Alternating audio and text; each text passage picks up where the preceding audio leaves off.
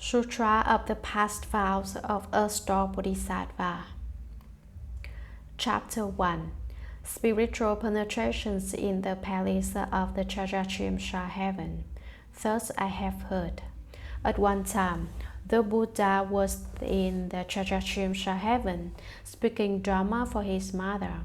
At that time, uncountably many Buddhas and great Bodhisattvas, Mahasattvas from infinite worlds in the 10 directions assembled to praise how Shakyamuni Buddha is able to manifest powerfully great wisdom and spiritual penetrations in the evil world of the Five Turbidities.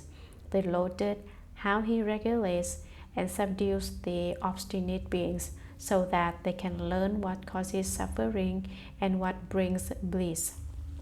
Each one sent his attendants to pay their respects to the world-honored one. At that time, the thirst-gone one smiled and emitted billions of great light clouds. There was the light cloud of great fulfillment, the light cloud of great compassion, the light cloud of great wisdom, the light cloud of great prajna, the light cloud of great samadhi, the light cloud of great auspiciousness, the light cloud of great blessings, the light cloud of great merit, the light cloud of great refuge, and the light cloud of great praise. After emitting indescribably many light clouds, he also uttered many wonderful subtle sounds. There was a sound of Dana Paramita, the sound of Shila Paramita, the sounds of Shanti Paramita, the sounds of Viriya Paramita, the sounds of Dhyana Paramita, and the sounds of Prana Paramita. There was a sound of compassion, the sound of joyous giving, the sound of liberation, the sound of no outflows, the sound of wisdom, the sound of great wisdom, the sound of the lion's roar, the sound of the great lion's roar, the sound of thunder clouds, and the sounds of great thunder clouds. After he had uttered indescribably many sounds, countless millions of gods, dragons, ghosts, and spirits from the Saha world and other worlds also gathered in the palace of the Trayastrimsha Heaven. They came from the heaven of the four kings, the Trayastrimsha Heaven, the Suyama Heaven, the Tushita Heaven, the Blissful Transformations Heaven, and the heaven of comfort gained through others' transformations. They came from the heaven of the multitudes of Brahma, the heaven of the ministers of Brahma, the heaven of the great Brahma Lord, the heaven of lesser light, the heaven of limitless light, the heaven of light sound, the heaven of lesser purity, the heaven of limitless purity, and the heaven of universal purity. They came from the birth of blessings heaven, the love of blessings heaven, the abundant fruit heaven, the no thought heaven, the no affliction heaven, the no heat heaven, the good views heaven, the good manifestation heaven, the ultimate form heaven, the Maheshvara heaven, and so forth, up to the heaven of the station of neither thought nor non-thought. All those groups of gods, dragons, ghosts, and spirits came and gathered together. Moreover, sea spirits, river spirits, stream spirits, tree spirits, mountain spirits, earth spirits, brook and marsh spirits, sprout and seedling spirits, day, night, and space spirits, heaven spirits, food and drink spirits, grass and wood spirits, and other such spirits from the Saha and other worlds came and gathered together. In addition, all the great ghost kings from the Saha and other worlds came and gathered together.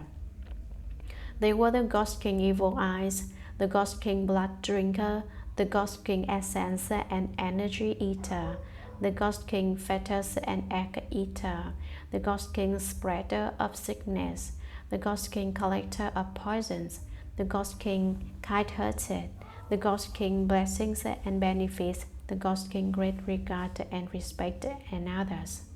At that time, Shakyamuni Buddha said to the Dharma Prince Manjushri Bodhisattva Mahasattva, As you regard these Buddhas, Bodhisattvas, gods, dragons, ghosts, and spirits from this land and other lands who are now gathered in the Trayastrimsha Heaven, do you know how many of them there are? Manjushri said to the Buddha, World Honored One, even if I were to measure and reckon with my spiritual powers for 1,000 aeons, I still would not be able to know how many of them there are. The Buddha told Manjushri, regarding them with my Buddha eye, their numbers cannot be exhausted. Those beings have been taken across, are being taken across, will be taken across, have been brought to accomplishment, are being brought to accomplishment, or will be brought to accomplishment by Earth-Star Bodhisattva, C.T. Gaba, throughout many aeons. Manjushri said to the Buddha, World Honored One, throughout many aeons I have cultivated gurus, and my wisdom has been certified as unobstructed. When I hear what the Buddha says, I immediately accept it with faith. But hearers of small attainment, gods, dragons, and the rest of the Eightfold Division, beings in the future who hear the Third Common's true and sincere words will certainly harbor doubts. Even if they receive the teaching most respectfully, they will still be unable to avoid slandering it. My only wish is that the World Honored One will proclaim for everyone what Earth-Star Bodhisattva Mahasattva practiced and what vows he made while on the level of blunting causes that now enable him to succeed in doing such inconceivable deeds. The Buddha said to Manjushri, by way of analogy, suppose that each blade of grass, tree, forest, rice, plant, hemp, stalk, bamboo, reed, mountain, rock, and thus mold in a 3,000 great thousand world system was the Ganges River. Then suppose that each grain of sand in each of those Ganges rivers was a world, and that each dust mote in each of those worlds was an aeon. Then suppose that each dust mote accumulated in each of those aeons was itself an aeon. The time elapsed since Earth-Star Bodhisattva was certified to the position of the 10th ground is 1,000 times longer than that in the above analogy. Even longer was the time that he dwelt on the levels of hearers and Pratika Buddha. Manjushri, the awesome spiritual strength and vows of this Bodhisattva are inconceivable. If a good man or women of the future hear this Bodhisattva's name, praise him, behold and bow to him, call his name, make offerings to him, or if they draw, carve, cast, sculpt, or make lacquered images of him, such people will be reborn in the heaven of the 100 times and will never fall into the evil paths. Manjushri, indescribably many aeons ago, during the time of a Buddha named Lion Sprint, complete in the 10,000 practices thus come one, Earth-Star Bodhisattva Mahasattva was the son of a great elder. That elder's son, upon observing the Buddha's hallmarks and fine features, and how the 1,000 blessings adorned him, asked that Buddha what practices and vows made him so magnificent. Lion Sprint, complete in the 10,000 practices thus come one, then said to the elder's son, if you wish to have a body like mine, you must first spend a long time liberating beings who are undergoing suffering. Manjushri, that comment caused the elder son to make a vow. From now until the end of future time, throughout the uncountable aeons, I will use expansive expedient means to help beings in the 6 paths who are suffering for their offenses. Only when they have all been liberated will I myself become a Buddha. From the time he made that great vow in the presence of that Buddha until now, hundreds of thousands of nayutas of inexpressibly many aeons have passed, yet he still is a Bodhisattva. Another time, inconceivable Asamkhya aeons ago, there was a Buddha named Enlightenment Flower Samadhi Self-Mastery King Third Come One. That Buddha's lifespan was 400 billion Asamkhya aeons.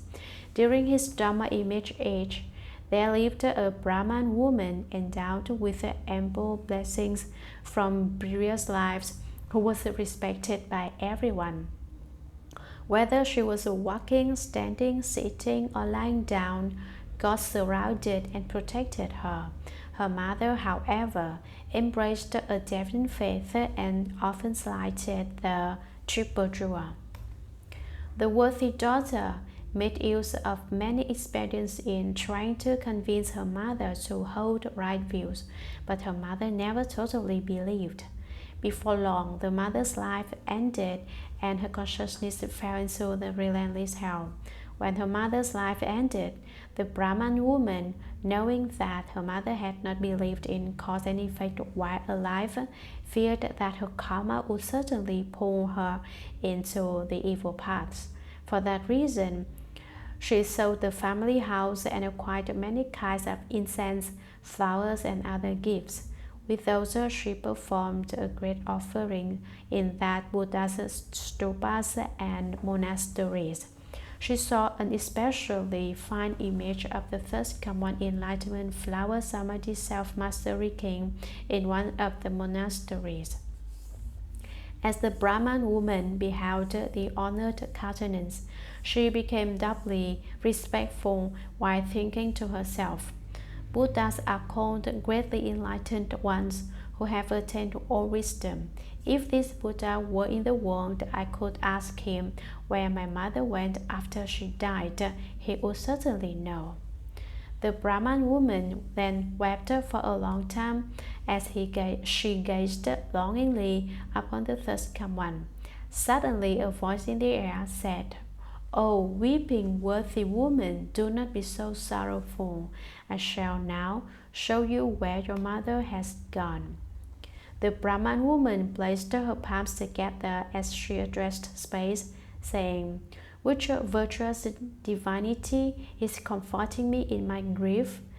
Ever since the day I lost my mother, I have held her in memory day and night, but there is nowhere I can go to ask about the realm of her rebirth." The voice in the air spoke to the woman again. "I am the one whom you behold and worship, the former enlightenment flower samadhi self-mastery king first come one. Because I have seen that your regard for your mother is double that of ordinary beings, I have come to show you where she is." The Brahman woman suddenly lunged toward the voice she was hearing and then fell, injuring herself severely. Those around her supported and attended to her, and after a long time she was revived. Then she addressed the air, saying, "I hope the Buddha will be compassionate and quickly tell me into what realm my mother has been reborn. I am now near death myself."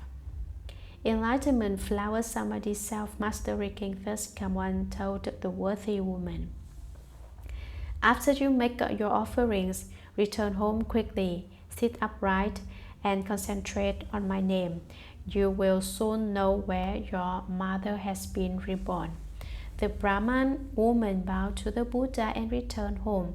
The memory of her mother sustained her as she sat upright, recollecting enlightenment flower samadhi self-mastery king first come one. After doing so for a day and a night, she suddenly saw herself beside a sea whose waters seethed and bubbled. Many evil beasts with iron bodies flew swiftly back and forth above this sea. She saw billions of men and women bobbing up and down in the sea, being fought over, seized, and eaten by the evil beasts. She saw yakshas with different shapes, Some had many hands, some many eyes, some many legs, some many heads. With their sharp fangs, they drove the offenders on toward the evil beasts. All the yakshas themselves seized the offenders and twisted their heads and feet together into shapes so horrible that no one would dare even look at them for long. During that time, the Brahman woman was naturally without fear due to the power of recollecting the Buddha.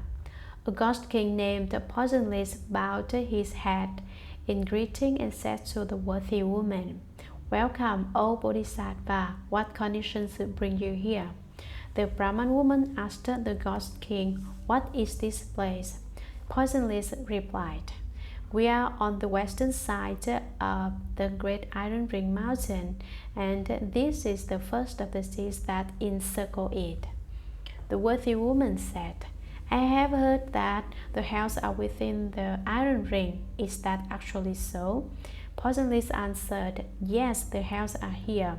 The worthy woman asked, "How have I now come to the hells?" Poisonless answered, "If it wasn't awesome spiritual strength that brought you here, then it was the power of karma. Those are the only two ways that anyone gets here." The worthy woman asked, "Why is this water seething and bubbling, and why are there so many offenders and evil beasts?" Poisonless replied, "These are beings of Jambudvipa who did evil deeds. They have just died and passed through 49 days without any surviving relatives doing any meritorious deeds on their behalf to rescue them from their distress. Besides that, during their lives, they themselves didn't plant any good causes. Now their own karma calls forth these hells. Their first task is to cross the sea. 10,000 yojanas east of this sea is another sea in which they will undergo twice as much suffering. East of that sea is yet another sea, where the sufferings are doubled yet again. What the combined evil causes of the three karmic vehicles evoke is called the Sea of Karma. This is that place." The worthy woman asked the ghost king Poisonless, "Where are the hells?" Poisonless answered, "Within the three seas are hundreds of thousands of hells, each one different. 18 of those are known as the great hells.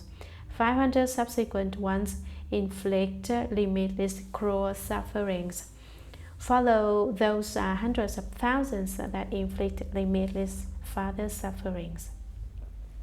The worthy woman again questioned the great ghost king. "My mother died recently, and I do not know where she has gone." The ghost king asked the worthy woman, "When the Bodhisattva's mother was alive, what habits did she have?" The worthy woman replied, "My mother held deviant views and ridiculed and slandered the triple jewel. Even if she occasionally believed, she would soon become disrespectful again. She died recently, and I still do not know where she was reborn." Poisonless asked, "What was the Bodhisattva's mother's name and clan?" One worthy woman replied, "My parents were both Brahmans. My father's name was Shila Sudarshana. My mother's name was Yue Di Li." Poisonless placed his palms together and implored the worthy woman, "Please, worthy one, quickly return home. There is no need for you to grieve further. The offender Yue Di Li was born in the heavens 3 days ago. It is said that she received the benefit of others' merit and blessings cultivated by her filial tribe, who practiced giving to enlightenment flower samadhi self-mastery king thus come one stupas and monasteries. Not only was the Bodhisattva's mother released from the hells, but all the other offenders who were destined for relentless hell also received bliss and were reborn with her." Having finished speaking, the ghost king put his palms together and withdrew. The Brahman woman returned swiftly as if from a dream, understood what had happened, and then made a profound and far-reaching vow before the stupas and images of enlightenment flower samadhi self-mastery king Shakyamuni, saying, I vow that until the end of future ends, I will respond to beings suffering for their offenses by using many expedient devices to bring about their liberation. The Buddha told Manjushri, the Ghost King Poisonless is the present Bodhisattva for most wealth. The Brahman woman is now a store Bodhisattva. Chapter 2. The division bodies gather. At that time, the division bodies of Earth Store Bodhisattva began gathering in the palace of the Trayastrimsha Heaven from billions of inexpressible, inconceivable, immeasurable, ineffable, limitless samkhya's of worlds. They came from wherever hells are found. Due to the spiritual powers of the first come one, each came from his own direction and was joined by thousands of billions of nayutas of those who had obtained liberation from the path of karma. All brought incense and flowers as offerings to the Buddha. Those groups who came were irreversible from Anuttara Samyak Sambodhi because they had been touched and transformed by Earth Store Bodhisattva. For long aeons, they had wandered in birth and death, undergoing suffering within the six paths without even temporary respite. Now, they had reached various levels of sagehood due to the great compassion and deep vows of Earth Store Bodhisattva. They felt joyful as they arrived at the Trayastrimsha Heaven and gazed at the first come one, their eyes not leaving him for a moment.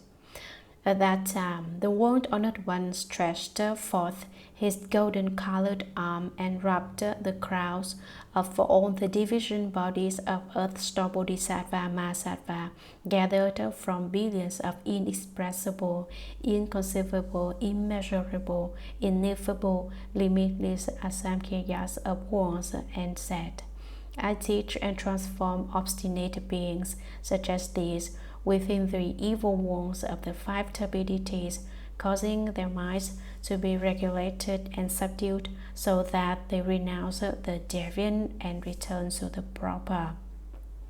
But 1 or 2 out of 10 still cling to their bad habits. For them, I again divide into thousands of billions of bodies and use numerous additional expedient means. Those with keen rules will listen and immediately believe. Those with good rewards will respond to exhortation and strive to succeed.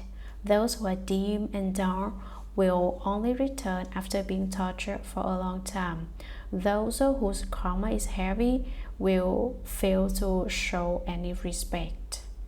My division bodies take across and liberate all those different kinds of beings.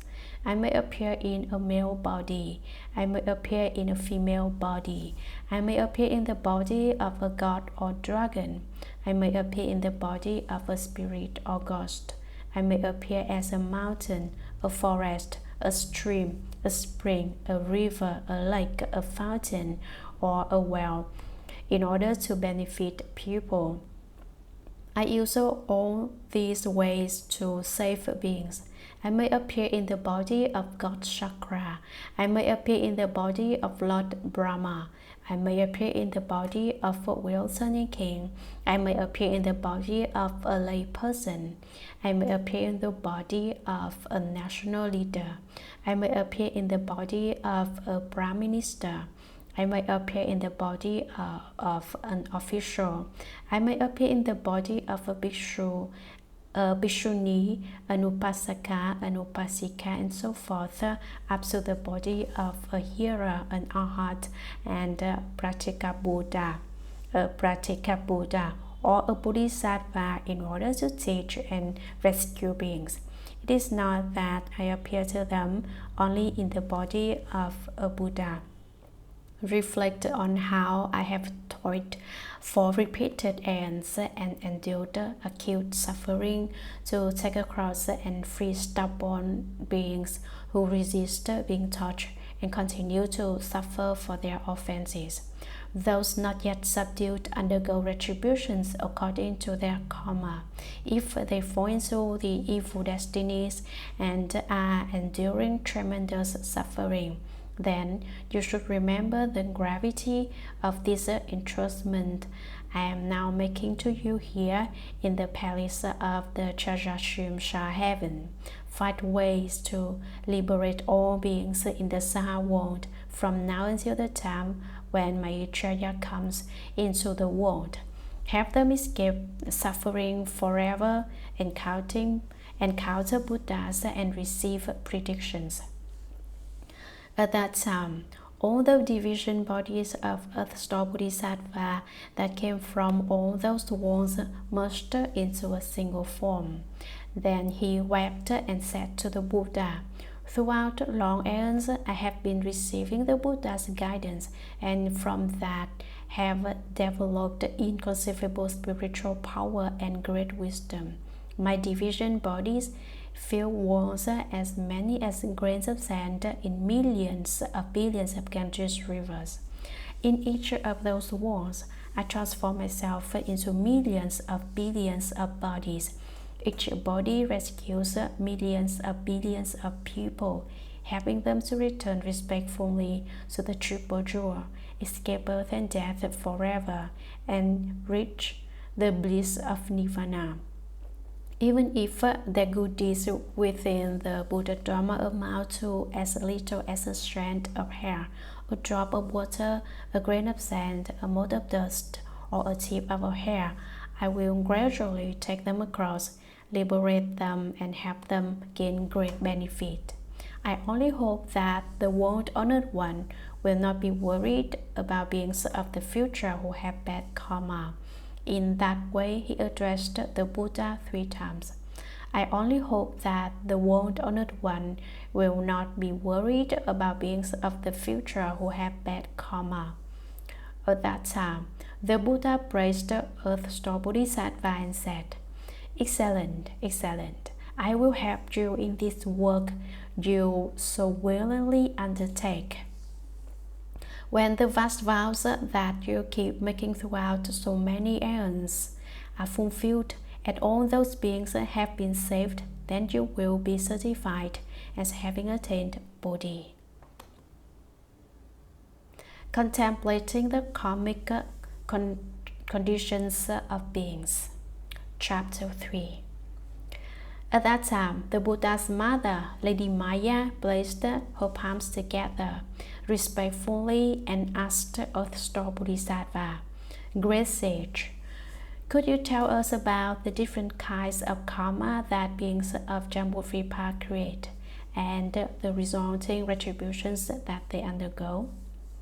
Earth-store replied, "There are millions of worlds and lands that may or may not have women, may or may not have health, may or may not have the Buddha Dharma, and so forth, up to having or not having hearers and practical Buddhas. Since the worlds differ, the retributions in the hells also differ." Lady Maya spoke again to the Bodhisattva, "Could you please tell us about the offenses committed by those in Jambudvipa that result in retributions in the evil destinies?"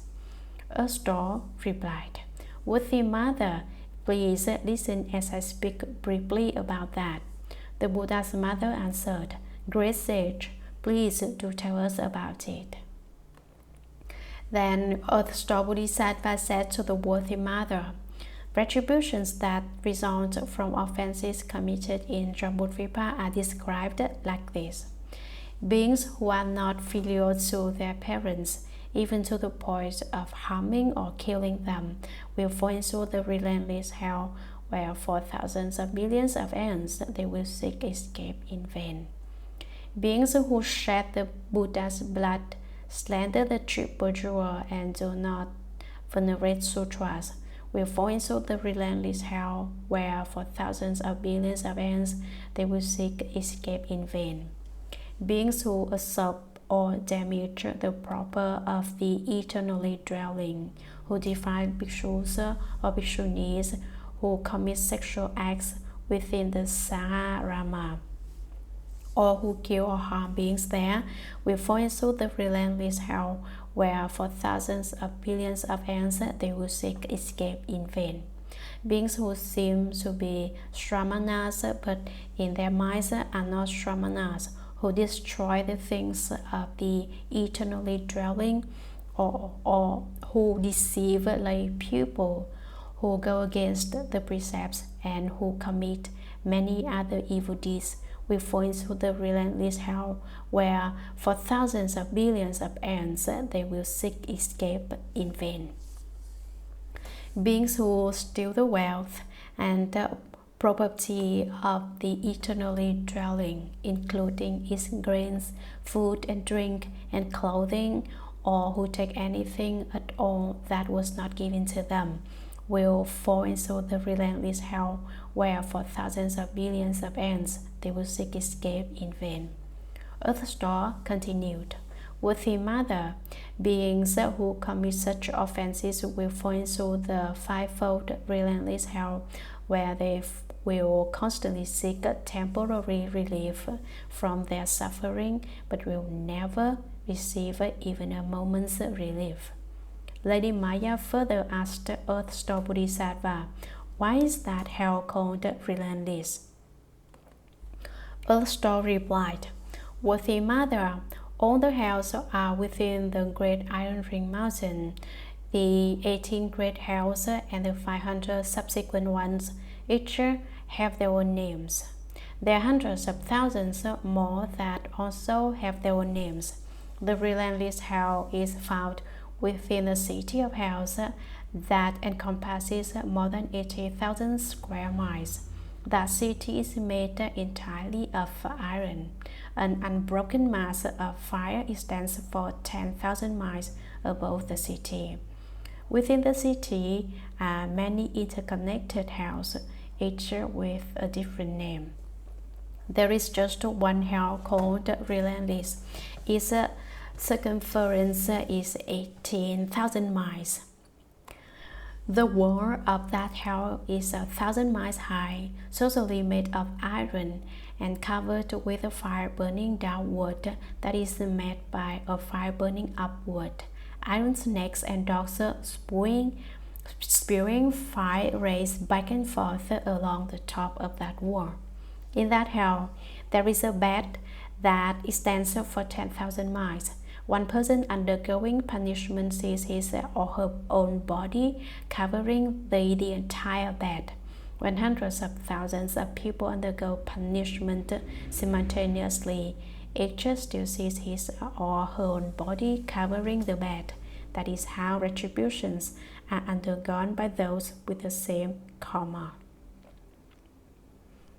What is more, these offenders undergo extreme suffering. Hundreds of thousands of yakshas and other evil ghosts display fangs like swords and eyes like lightning as they pull and drag the offenders with their brass-clawed hands.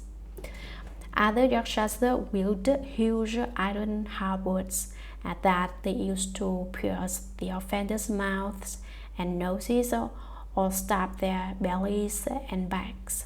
They toss the offenders into the air and then catch them by skewering them with their halberds, or they let them drop onto the bed.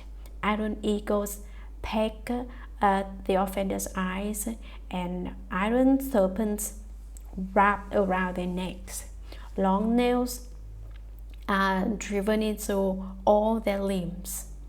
Their tongues are pulled out, stretched, and then plowed through.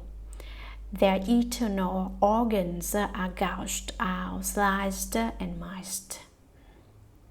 Molten copper is poured into their mouths, and their bodies are bound with hot iron. Responses to their karma go on like that throughout hundreds of thousands of deaths and rebirths. They pass through hundreds of millions of ends seeking escape in vain. When this world is destroyed, they find themselves in another world. When that world is destroyed, they pass on to another one. When that world too is destroyed, they move on to another one. When this world comes into being again, they return here. The situation involving relentless retribution for offenses is like that. Moreover, 5 karmic responses account for the name relentless. What are the 5? First, it is said to be relentless because the punishment is undergone day and night throughout many ends without ceasing for a moment. Second, it is said to be relentless because one person feels it in the same way that many people feel it. Third, it is said to be relentless because repeated punishments continue without cease throughout years that stretch into nayutas of ends. Those punishments are inflicted by instruments of torture such as forks and clubs, or by eagles, serpents, wolves, and dogs, or by pounding, grinding, sawing, drilling, chiseling, cutting, and chopping, or by boiling liquids, iron nets, iron ropes, iron asses, and iron horses, or by rawhide strips bound around one's head and melted iron poured over one's body, or by meals of iron pellets and drinks of molten iron. Fourth, it is said to be relentless because all beings undergo karmic responses based on the offenses that they have committed, whether they be men, women, savages, old, young, honorable, or lowly, whether they be dragons, spirits, gods, or ghosts.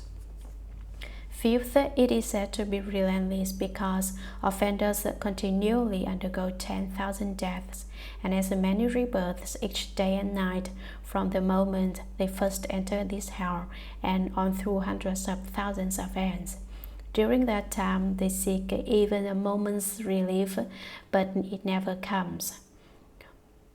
Only when their karma is exhausted, they can leave the hell and be born elsewhere. Earth-star Bodhisattva said to the worthy mother, "That is a brief description of the relentless hell. If I were to speak extensively about the names of all the implements of punishment in the hells and all the sufferings there, I could not finish speaking in an entire hour."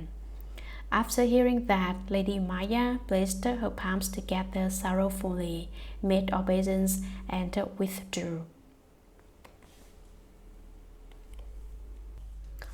Chapter 4. Karmic Retributions of Beings in Jambudvipa. At that time, Earth-star Bodhisattva said to the Buddha, "World Honored One, because I received the awesome spiritual strength of the Buddha, thus come one, I am able to divide my body and rescue beings who are undergoing karmic retributions everywhere in billions of worlds.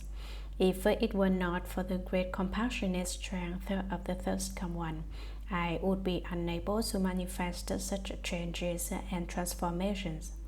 Now the world-honored one has entrusted me with rescuing and liberating beings in the 6 paths until Ajita becomes a Buddha. I accept the entrustment, world-honored one. Please have no further concern."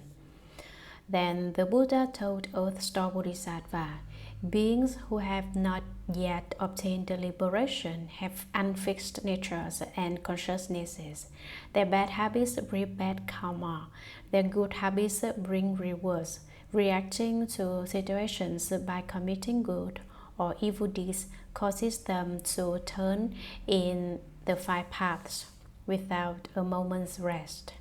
Throughout the aeons, as numerous as the smallest, they remain confused, deluded, obstructed, and afflicted by difficulties. They are like fish swimming through waters laced with nets. They may slip through and keep their freedom temporarily, but sooner or later they will be caught. I am concerned about such beings, but since you keep making extensive vows repeatedly throughout successive aeons to take such offenders across, what further worries need I have?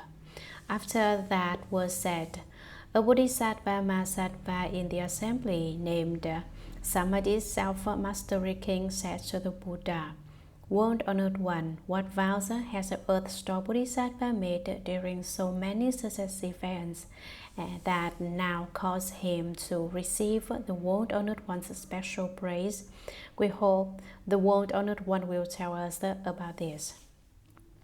Then the World Honored One replied to Samadhi's self-mastery king, listen attentively,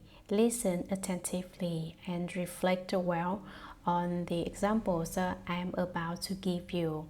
One time, limitless asamkhya's of Narutas of inexpressible aeons ago, a Buddha named All Knowledge accomplished thus come one worthy of offerings, one of proper and pervasive knowledge, one perfect in clarity and conduct, well gone one, unsurpassed knight who understands the world, taming and subduing hero, teacher of gods and pupil, Buddha, World Honored One, appeared in the world.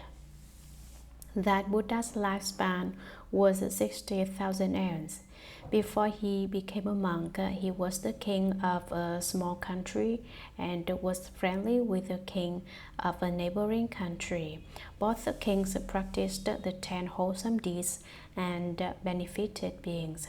Because the citizens of those two neighboring countries did many bad things, the two kings made a plan using far-reaching expedients. One king vowed to quickly become a Buddha and then rescue absolutely all the other beings.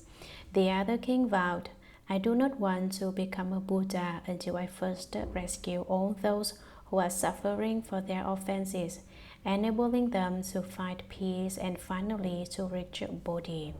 The Buddha told the Bodhisattva Mahasattva, the Bodhisattva Samadhi self-mastery king, the king who vowed to quickly become a Buddha is the all-knowledge accomplished thus come one, the king who vowed to keep saving beings who are suffering for their offenses rather than become a Buddha is an earth-store Bodhisattva.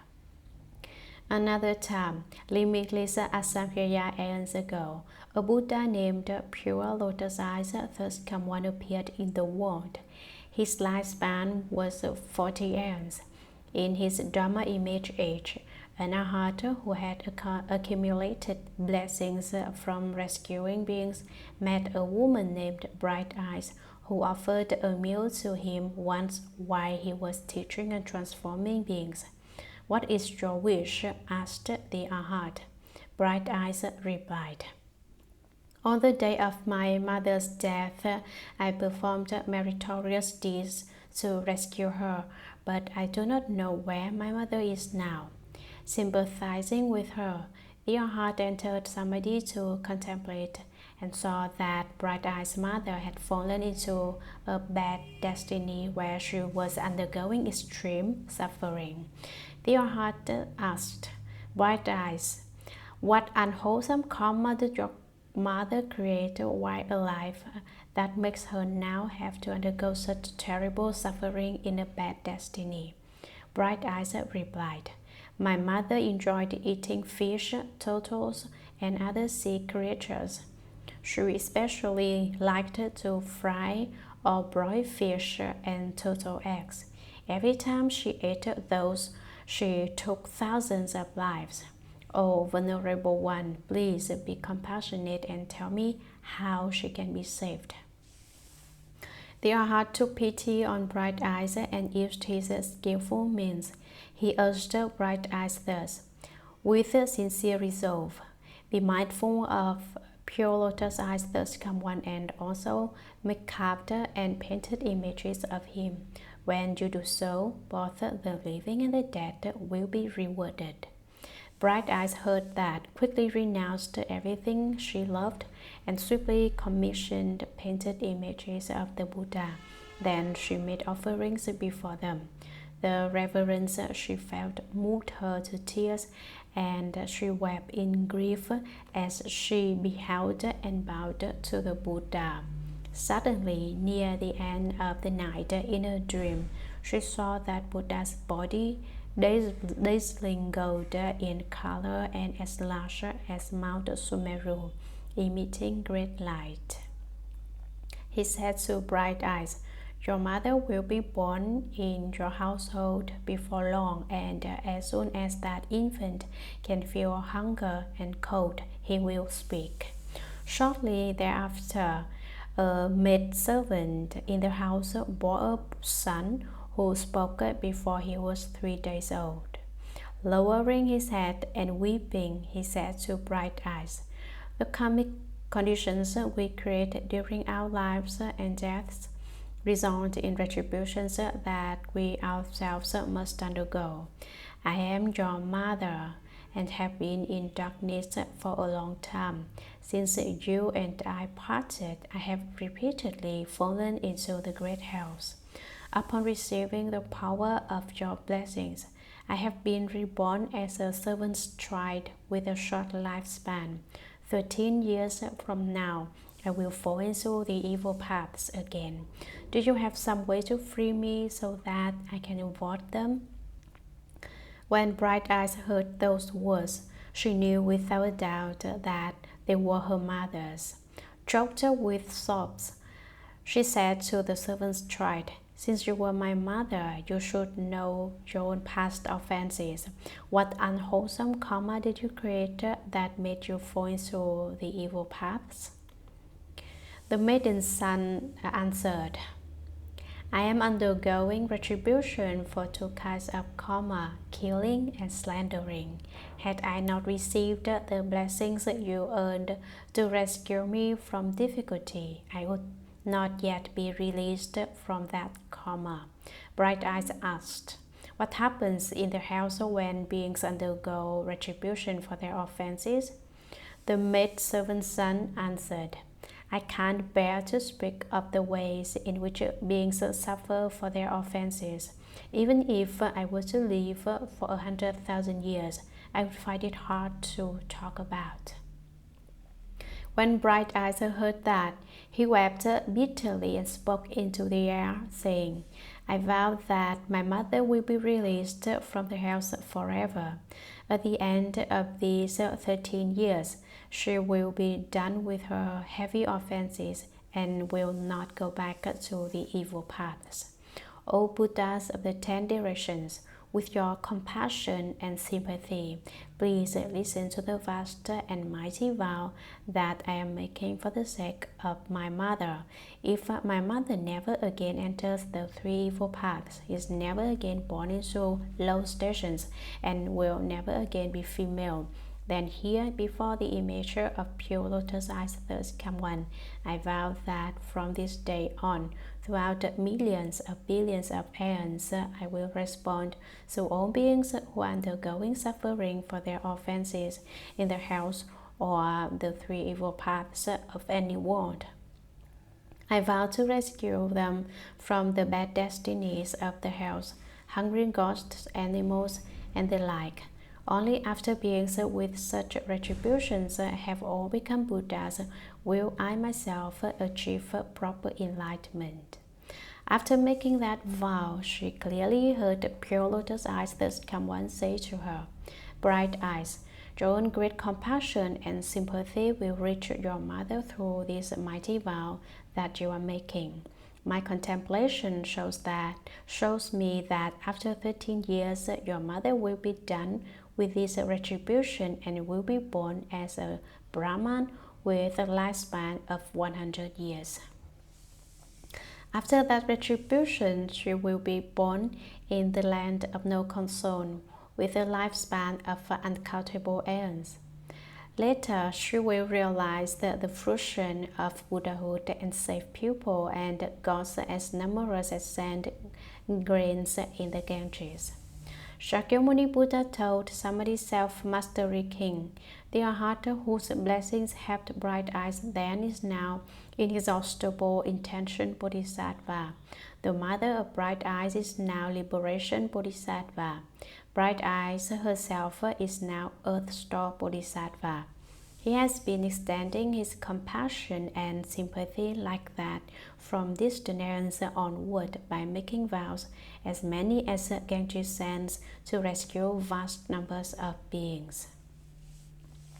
Men and women in the future may fail to do good deeds and only do evil, may not believe in cause and effect, may indulge in sexual misconduct and false speech, may use divisive and harsh speech, and may slander the great vehicle.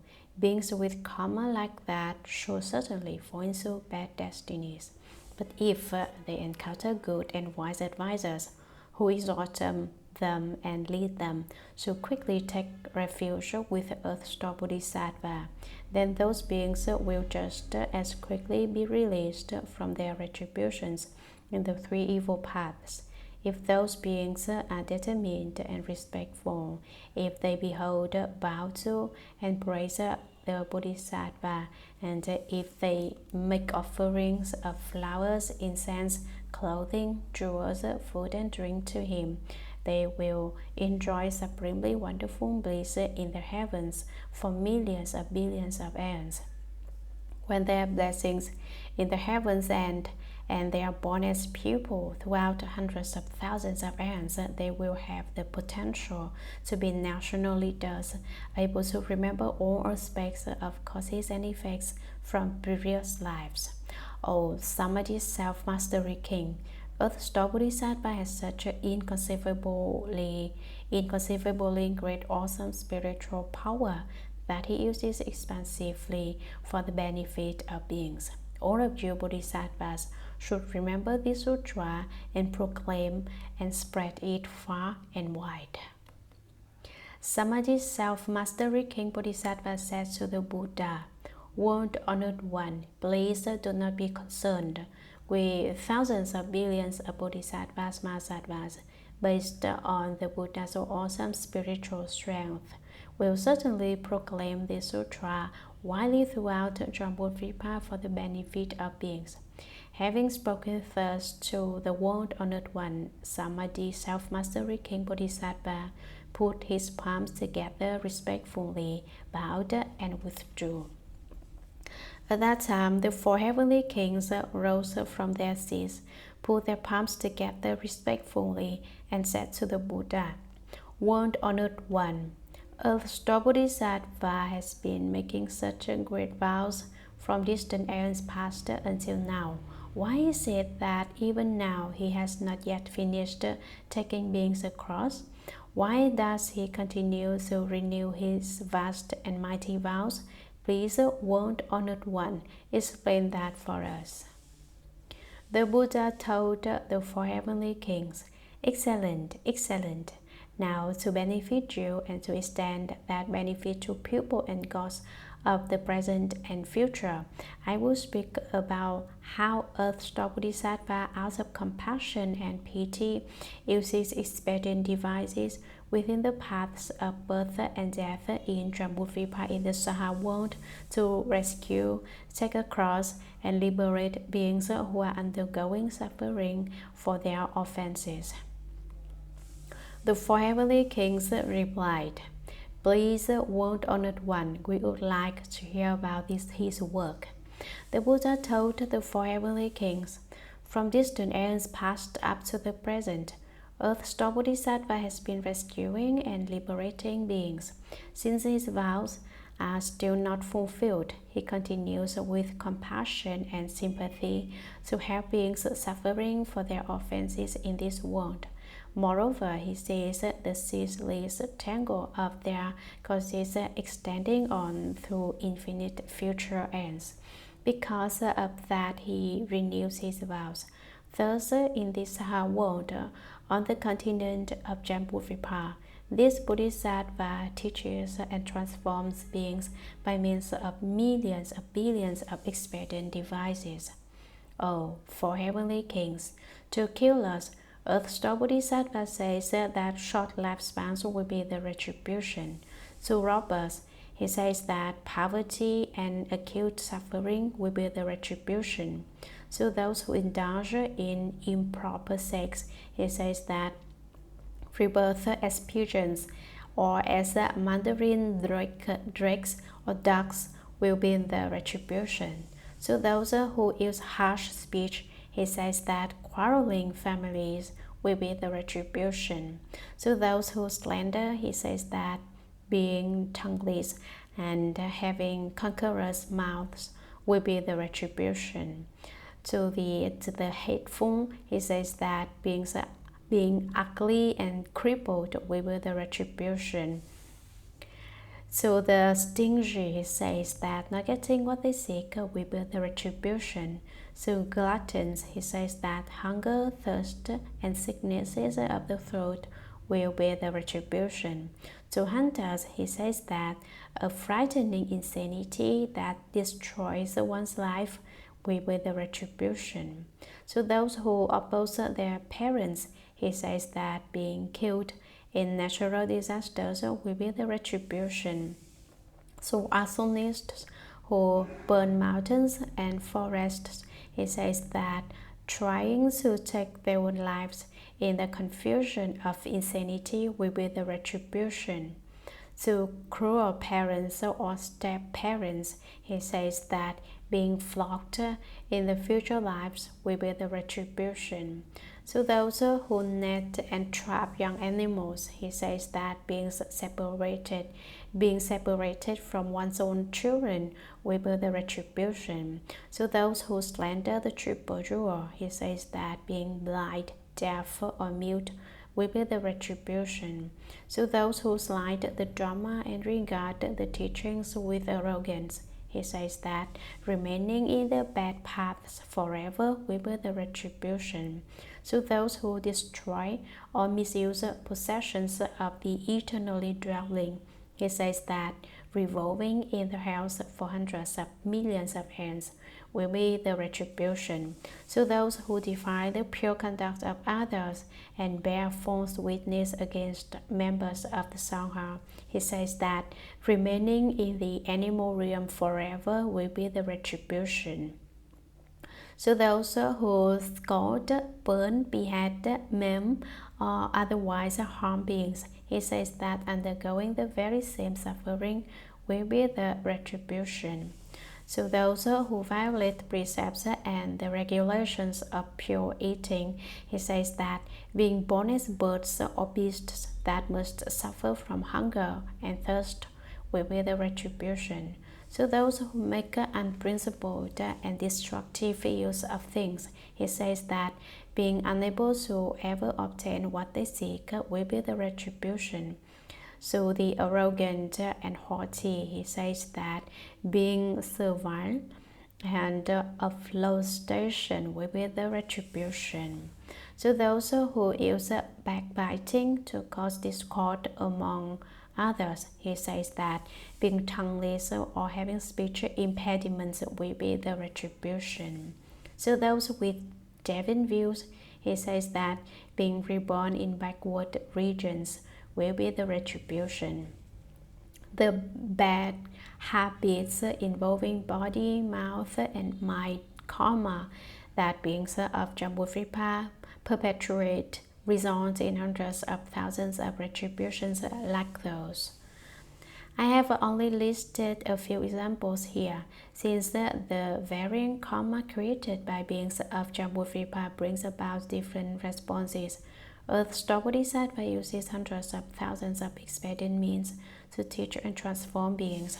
Those beings must first undergo retributions such as those and then fall into the hells, where they pass through aeons without being able to escape. You should therefore protect people and nations. Do not allow the accumulation of karma to confuse beings. Upon hearing that, the four heavenly kings wept in sorrow, placed their palms together and withdrew. End of part 1 of Sutra of the Past Vows of Earth Star Bodhisattva. The true words of 7 Buddhas for eradicating offenses. Li pua di, chiao he di, tua lua ni di, ni he la di, pi li ni di, mua he chia di, chen ling chen di, sua pua he. Spirit mantra for rebirth in the Pure Land. Nam mo me dua pua ye, dua tua chia dua ye, dua di ye tua mi li du pua pi, mi li dua, si dan pua pi, mi li dua, pi cha lan di, mi li dua, pi cha lan dua, chia mi li, chia chia nuo, chi dua cha li, sua pua he. Mantra for patching the flaws in recitation. Nam mo he la da na du la ye jie la, ju chu mo la, hu la hong he su da na, hong po mo nu, suo po he. Praise. The thirst come 1 ounce of kindness and pity turns the great Dharma wheel. The Brahma woman kindly saves her kin. Enlightenment flower takes beings across the stream of confusion. And Lady Maya asks Earth Star Bodhisattva about causes. Homage to Earth Star Bodhisattva Mahasattva. Earth Star Bodhisattva praise. Earth Star Bodhisattva, wonderful beyond compare. Gold-hued in his transformation body he appears. Wondrous Dharma sounds throughout the 3 paths and 6 realms. 4 births and 10 kinds of beings gain his kindly grace. His pearl, shining brightly, lights the way to heaven's homes. 6-ringed golden staff shakes open wide the gates of hell. Leads on those with causes garnered life and life again, to bow at the 9-flowered terrace of the honored one. Namo Earth Star, great vows and compassion, Bodhisattva of the dark and dismal wounds. On 9-flower mountain, most honored one, with 10 wheels of power you rescue all the suffering ones. Homage to Earth Star Bodhisattva. Chapter 5. The names of the hells. At that time, Universal Worthy Bodhisattva Mahasattva said to Earth Star Bodhisattva, Human one, for the sake of gods and dragons, those in the fourfold assembly, and all other beings of the present and future, please tell us the names of the hells where beings in the Saha world on the continent of Jambudvipa must suffer retributions for offenses they commit. Please also describe what happens during retributions undergone for evil deeds, so that beings in the future Dharma ending age will know what those retributions are.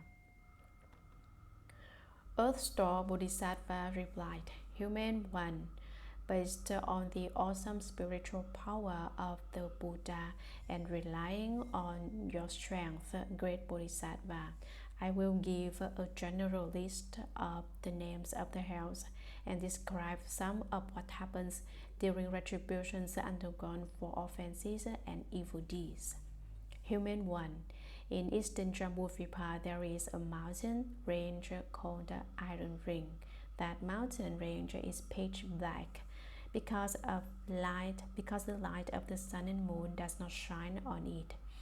A great hell named Ultimate Relentless is located there. Another hell is called Great Avishe.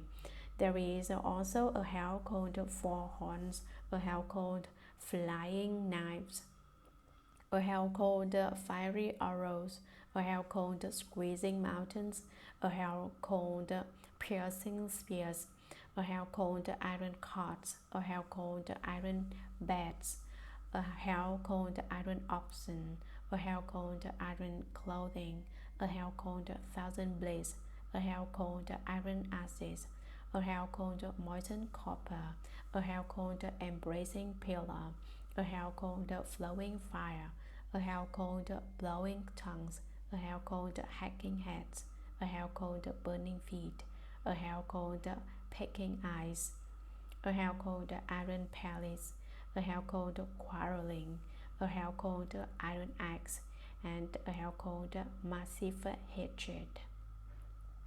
Earth-store Bodhisattva said, Human one, within the iron ring are endless hells like that. There is also the hell of crying out, the hell of pulling tongues, the hell of dung and urine, the hell of copper locks, the hell of 5 elephants, the hell of 5 dogs, the hell of 5 horses, the hell of 5 oxen, the hell of 5 mountains, the hell of 5 ropes, the hell of 5 beds, the hell of 5 beams, the hell of 5 eagles, the hell of sawing teeth, the hell of flaying skin, the hell of drinking blood, the hell of burning hands, the hell of burning feet, the hell of hanging hooks, the hell of fire rooms, the hell of iron cells, and the hell of fire wolves. Each of those hells contains lesser hells numbering from 1, 2, 3, 4 to hundreds of thousands. Each of those lesser hells has its own name. Earth-store Bodhisattva told the universal worthy Bodhisattva, Human one, such are the karmic responses of beings in Jambudvipa who commit evil deeds. The power of karma is extremely great. It rivals Mount Sumeru in its heights. It surpasses the great oceans in its depths. It obstructs the path leading to sagehood. For that reason, beings should never think that minor bad deeds are unimportant or assume that they do not count as offenses. After death, there will be retributions to undergo that reflect on those details. Fathers and sons have the closest relationship, but their roads diverge and each must go his own way. Even if they met, neither would consent to undergo suffering in the other's place. Now, based on the awesome spiritual power of the Buddha, I will describe some of the retributions for offenses that take place in the hells. Please, human one, listen for a moment to what I am going to say. Universal Worthy replied, I have long known of the retributions that come about in the 3 evil paths. My hope in asking the human one to describe them is that when beings in the future Dharma ending age who are committing evil deeds hear the human one's descriptions, they will be moved to take refuge with the Buddha. Earth-store said, Human one, this is what happens during retributions in the hells. Offenders may go to a hell in which their tongues are stretched out and plowed through by cattle, or to a hell in which their hearts are pulled out and eaten by yakshas, or to a hell in which their bodies are cooked in cauldrons of boiling oil, or to a hell in which they are forced to embrace red-hot copper pillars, or to a hell in which they are burned by a fire that constantly pursues them, or to a hell in which cold and ice are all pervasive, or to a hell in which excrements and urine are endless, or to a hell in which flying mazes are unavoidable, or to a hell in which fiery spears stab them repeatedly, or to a hell in which they are constantly beaten on the chests and backs, or to a hell in which their hands and feet are burned, or to a hell in which they are bound by iron snakes that coil around them, or to a hell in which they are pursued by racing iron dogs, or to a hell in which their bodies are stretched by iron moons. Human one, to inflict these retributions in each hell, hundreds of thousands of instruments made of copper, iron, stone, or fire arise from karmic forces. These four materials come into being in response to the kinds of karma that offenders create. If I was to explain in detail what happens during retributions in the hells, then I would need to tell of the hundreds of thousands of sufferings that must undergo in each specific hell. How much more would that be the case for the sufferings in all the many hells?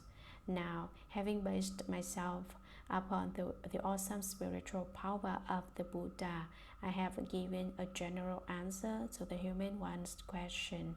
For if I were to speak in detail, I would take aeons. It would take aeons. Chapter 6. The First Come One's Praises. At that time, the world honored one emitted a great bright light from his entire body, totally illuminating Buddha lands as many as grains of sand in millions of billions of Ganges rivers. His strong voice reached all the Bodhisattvas, Mahasattvas in those Buddha lands, as well as the gods, dragons, ghosts, and spirits, humans, non-humans, and others, as he said. Listen today as I praise Earth's Bodhisattva Mahasattva, who displays inconceivable awesome spiritual strength and compassionate power throughout the 10 directions in rescuing and protecting beings who are suffering for offenses they have committed. After I pass into tranquility, all of you Bodhisattvas, Mahasattvas, and all of you gods, dragons, ghosts, spirits, and others should use vast numbers of expedient means to protect the Sutra and to cause all beings to attain the bliss of Nirvana. After that was said, a Bodhisattva named Universal Expansive rose in the assembly, placed his palms together respectfully, and said to the Buddha, "We are now about to witness the world-honored one praising Earth's Bodhisattvas' inconceivably great awesome spiritual virtue. We hope that the world-honored one will also aid beings in the future Dharma ending age by telling us about how Earth's Bodhisattva benefits people and gods and about the workings of cause and effect. That will help the gods, dragons, and the rest of the Eightfold Division, along with the beings of the future, to receive the Buddha's teaching respectfully."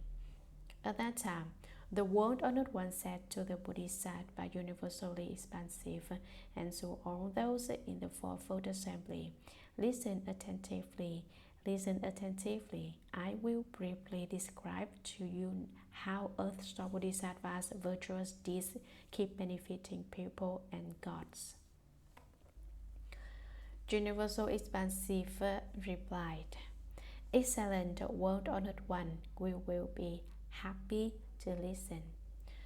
The Buddha told the Bodhisattva universally expansive, if in the future good men or women, upon hearing Earth's Bodhisattva Mahasattva's name, place their palms together, praise him, bow to him, or gaze at him in worship, they will overcome 30 years worth of offenses.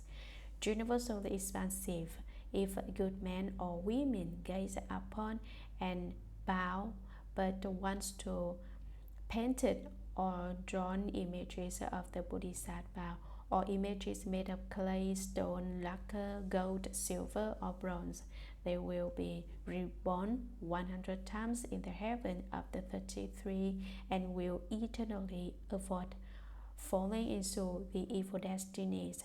If their blessings in the heavens come to an end and they are born in the human realm, they will become national leaders who will suffer no loss of benefits. There may be women who dislike having female bodies. Suppose that they wholeheartedly make offerings to images of Earth's Bodhisattva, such as paintings or images made of clay, stone, lacquer, brass, iron, or other materials. If they continually make offerings day after day without fail of flowers, incense, food, drink, clothing, colored silks, banners, money, jewels, and other items. Then, when those good women finish their current female retributions throughout thousands of millions of aeons, they will never again be born in worlds where there are women, much less be one, unless they choose to, through the strength of their compassionate vows, in order to liberate beings. Based on the strength of their offerings to Earth-store Bodhisattva and the power of their meritorious virtues, they will not be born with female bodies for hundreds of thousands of aeons. Moreover, universally expansive, some women may have imperfect features or be prone to sickness. Disliking those problems, they can sincerely gaze at and bow to images of Earth-store Bodhisattva with sincere resolve for even just a few minutes, and consequently, throughout millions of future aeons of rebirth, they will continually be endowed with full and perfect features. If those women whose features are currently imperfect do not dislike having female bodies, then throughout millions of billions of lives, they will always be born as women of royal lineage, or will marry to royalty, or will become daughters of prime ministers, or women in prominent families, or daughters of great elders. They will be of upright birth and full-featured. They will receive such blessings from having sincerely beheld and worshipped Earth-store Bodhisattva. Moreover, universally expansive, there may be good men or women who are able to play music, sing or chant praises, and make offerings of incense and flowers before images of the Bodhisattva, or who are able to exhort one of more others to do likewise. Now and in the future, such people will be surrounded day and night by hundreds of thousands of ghosts and spirits who will even prevent bad news from reaching their ears, much less allow them to be personally involved in any accidents. Moreover, universally expansive, in the future, evil people, evil spirits, or evil ghosts may see good men or women taking refuge with, respectfully making offerings to, praising, beholding, and bowing to images of Earth-store Bodhisattva. Those beings may make the mistake of ridiculing such acts of worship, saying that they are of no merit. They may sneer at those good people, condemn them behind their backs, or get a group or even one other person to have even as little as one thought of condemnation. Such beings will fall into the avarice hell and the extreme misery they will undergo as retribution for their slander will not end even after the 1,000 Buddhas of the worthy aeon have passed into tranquility. Only after that aeon will they be reborn among the hungry ghosts, where they will spend 1,000 more aeons before being reborn as animals. Only after another 1,000 aeons will they obtain human bodies, but they will be poor and lowly with incomplete faculties, and their evil karma will cause them to suffer mental afflictions. Before long, they will fall into the evil paths again. Universally expansive, such are the retributions that those who ridicule and slander others' acts of worship will undergo. How much worse will the retributions be if, besides their slandering, they have other evil views?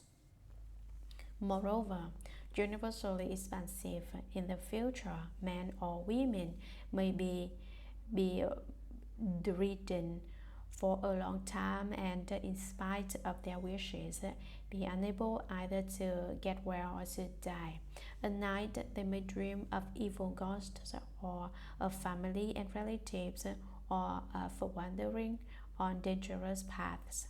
In numerous nightmares, they may roam with ghosts and spirits, As days, months, and years go by, such people may become weak and emaciated, cry out in pain in their sleep, and become progressively more depressed and melancholy. Those things happen when the force of their karma has not yet been determined, making it difficult for them to die and impossible for them to be cured. The ordinary eyes of men and women cannot perceive such phenomena. In that situation, other people should recite this sutra out loud once before images of the Buddhas and Bodhisattvas on behalf of any such sick person. Or they could offer to the Buddhas and Bodhisattvas possessions that the sick person cherishes, such as clothing, jewels, gardens, or houses. They should speak distinctly to the sick person, saying, "Now, before this sutra or these images, we are offering these items on behalf of this sick person." They may offer sutras or images or commission images of Buddhas or Bodhisattvas, or build stupas or monasteries, or light oil lamps, or give to the eternally dwelling. They should tell the sick persons 3 times about the offerings that are being made, making sure that they both hear and understand what is being done. If the sick people's consciousnesses are already scattered and their breathing has stopped, then for 1, 2, 3, 4, and on through 7 days, the other pupils should continue to inform them clearly of the offerings and to read this sutra out loud. When those sick people's lives end, they will gain liberation from all their heavy and disastrous offenses committed in previous lives, even offenses warranting fivefold relentless retribution. They will be born in places where they will always know past lives. So how much greater will the karmic rewards be if good men or women can write out this sutra themselves or commission others to do so, or if they can carve or paint images themselves or commission others to do so, the benefits they receive will be great indeed.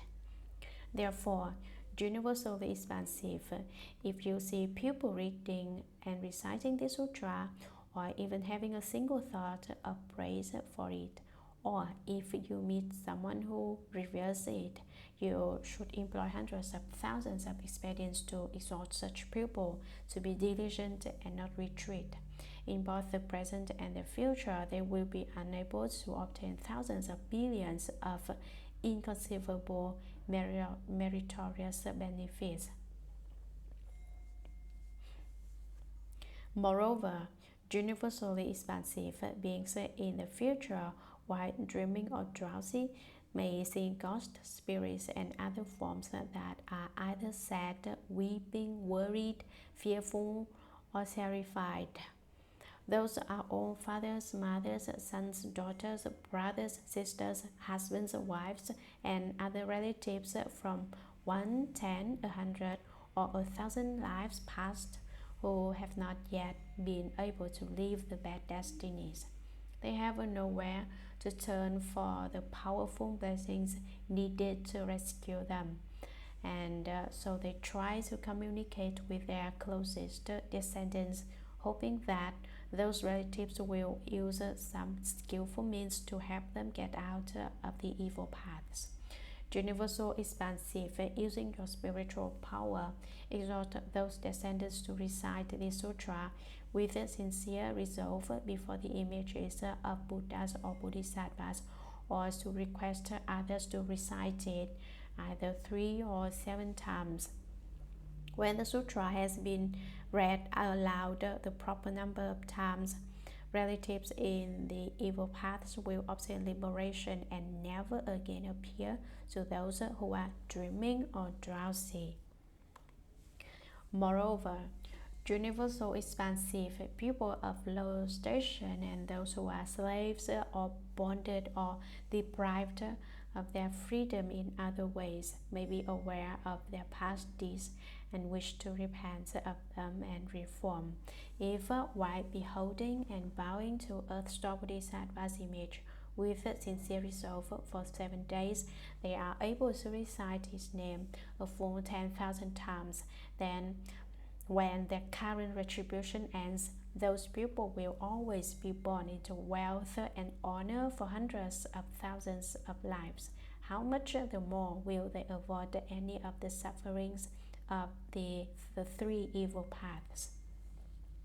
Moreover, universally expansive in the future, in Jambudvipa, when the wives of Kshatriyas, Brahmans, elders, and Upasakas of the various families and clans are about to give birth to sons or daughters, the family members should recite this inconceivable sutra and the Bodhisattva's name a full 10,000 times during the 7 days before the birth of those children. If those infants, whether male or female, had been destined to undergo a terrible retribution for things done in past lives, they will be liberated from those retributions. They will be peaceful, happy, easily raised, and will have long lives. If those children were due to receive blessings, then their peace and happiness will increase, as will their lifespans.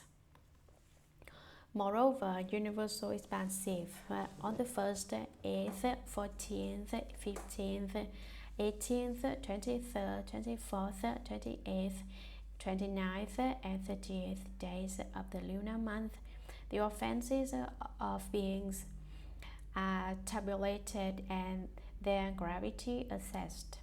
Every single movement or stirring of thought on the part of beings of Jambudvipa creates karma and offenses. How much more is that the case when they bluntly indulge in killing, stealing, sexual misconduct, false speech, and hundreds of thousands of other kinds of offenses? If they are able to recite the sutra once on those 10 vegetarian days before the images of Buddhas, Bodhisattvas, or worthy ones and sages, then no disasters will occur within a radius of 100 yojanas around them. The relatives of those who recite, both the old and young, now and in the future, will be apart from the evil paths throughout hundreds of thousands of years. If they can recite the sutra once on each of these 10 vegetarian days, then there will be no accidents or illnesses in the family, and they will have food and clothing in abundance. Universally expansive, you should know of the beneficial deeds done by Earth Star Bodhisattva as he makes use of his indescribably millions of billions of great awesome spiritual powers. The beings of Jambudvipa have strong affinities with this Bodhisattva. If they hear the Bodhisattva's name, see the Bodhisattva's image, or hear but a few words, a verse, or a sentence of this sutra, they will enjoy particularly wonderful peace and happiness in this present life. Through thousands of millions of future lives, they will always be handsome or beautiful, and they will be born into honorable and wealthy families. Having heard the Buddha thus come and praise Earth Star Bodhisattva in that way, universally expansive Bodhisattva knelt, placed his palms together, and again addressed the Buddha, saying, "World Honored One, I have long known that this Bodhisattva has both inconceivable spiritual powers and mighty vows. I have questioned the thirst come one so that beings in the future could know of these benefits. I now receive your answer most respectfully. World Honored One, what should the title of this sutra be, and how should we propagate it?" The Buddha said to universally expansive, "This sutra has 3 titles. The first is the past vows of Earth Star Bodhisattva. It is also called the Earth Star's past conduct, and also Sutra of the power of Earth Star's past vows, Because this Bodhisattva repeatedly makes such great and mighty vows throughout long aeons to benefit beings, you should all propagate the Sutra in accordance with them. After universally expansive had heard that, he placed his palms together respectfully, made obeisance, and withdrew. Chapter 7. Benefiting the living and the dead. At that time, Earth-store Bodhisattva Mahasattvas said to the Buddha, "World Honored One, I see that every single movement or stirring of thought on the part of beings of Jambudvipa is an offense. Beings tend to use up any wholesome benefits they accrue, and many of them end up retreating from their initial resolve. If they encounter evil conditions, they magnify them with every thought. They are like a pupil trying to carry heavy ropes while walking through mud. Each step becomes more difficult and the ropes more cumbersome as their feet sink deeper. If they meet a mentor, he may be strong enough to lighten or even totally remove their burdens. Helping them thus, the mentor will then advise them to stay on solid ground and be mindful never to go back into that treacherous path. World Honored One, the bad habits of beings range from minor to major. Since all beings have such habits, their families or relatives should create blessings for them when they are on the verge of dying in order to assist them on the road ahead. That may be done by hanging banners and canopies, lighting oil lamps, reciting the sacred sutras, and making offerings before the images of Buddhas or sages. Another way to assist them is by reciting the names of Buddhas, Bodhisattvas, and Pratyeka Buddhas, so that the recitation of each name passes by the ear of the dying one and is heard in his fundamental consciousness. Suppose the evil karma created by beings was such that they ought to fall into the bad destinies. If their relatives cultivate wholesome causes on their behalf when they are close to death, then their manifold offenses can be dissolved.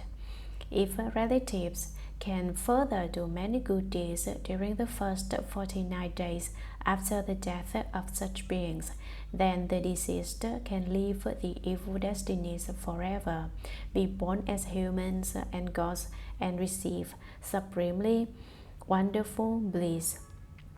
Their surviving relatives will also receive limitless benefits.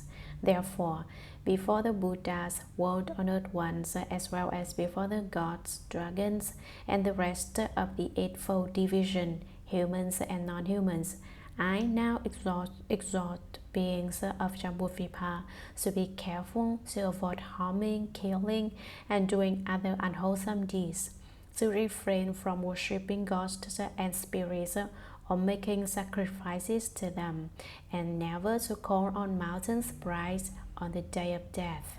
Why is that? Killing, harming, and making sacrifices do not even have a tiny hairbreadth of power with which to benefit the deceased. Such acts only bite up the conditions of offenses so that they grow ever deeper and heavier. The deceased might have been due to increase his potential for sagehood or gain birth among humans or gods in his next life or in the future.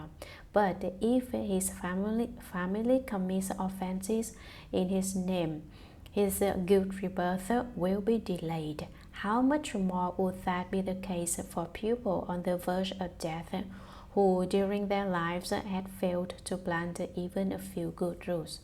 Each offender has to undergo the bad destinies according to his own karma. How could anyone bear to have relatives add to that karma? That would be like Having a neighbor add a few more things to a load of over 100 pounds being carried by someone who had already traveled a long distance and who had not eaten for 3 days. If that extra weight were added, that person's burden would become even more unbearable. Word Honored One, I see that beings of Jambudvipa will themselves receive the benefit of any good deeds.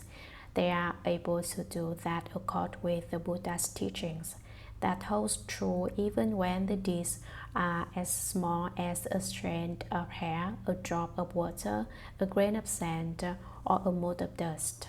After that had been said, an elder named Great Eloquence rose in the assembly. He had realized non-production long ago and was appearing in the body of an elder, only to teach and transform those in the 10 directions.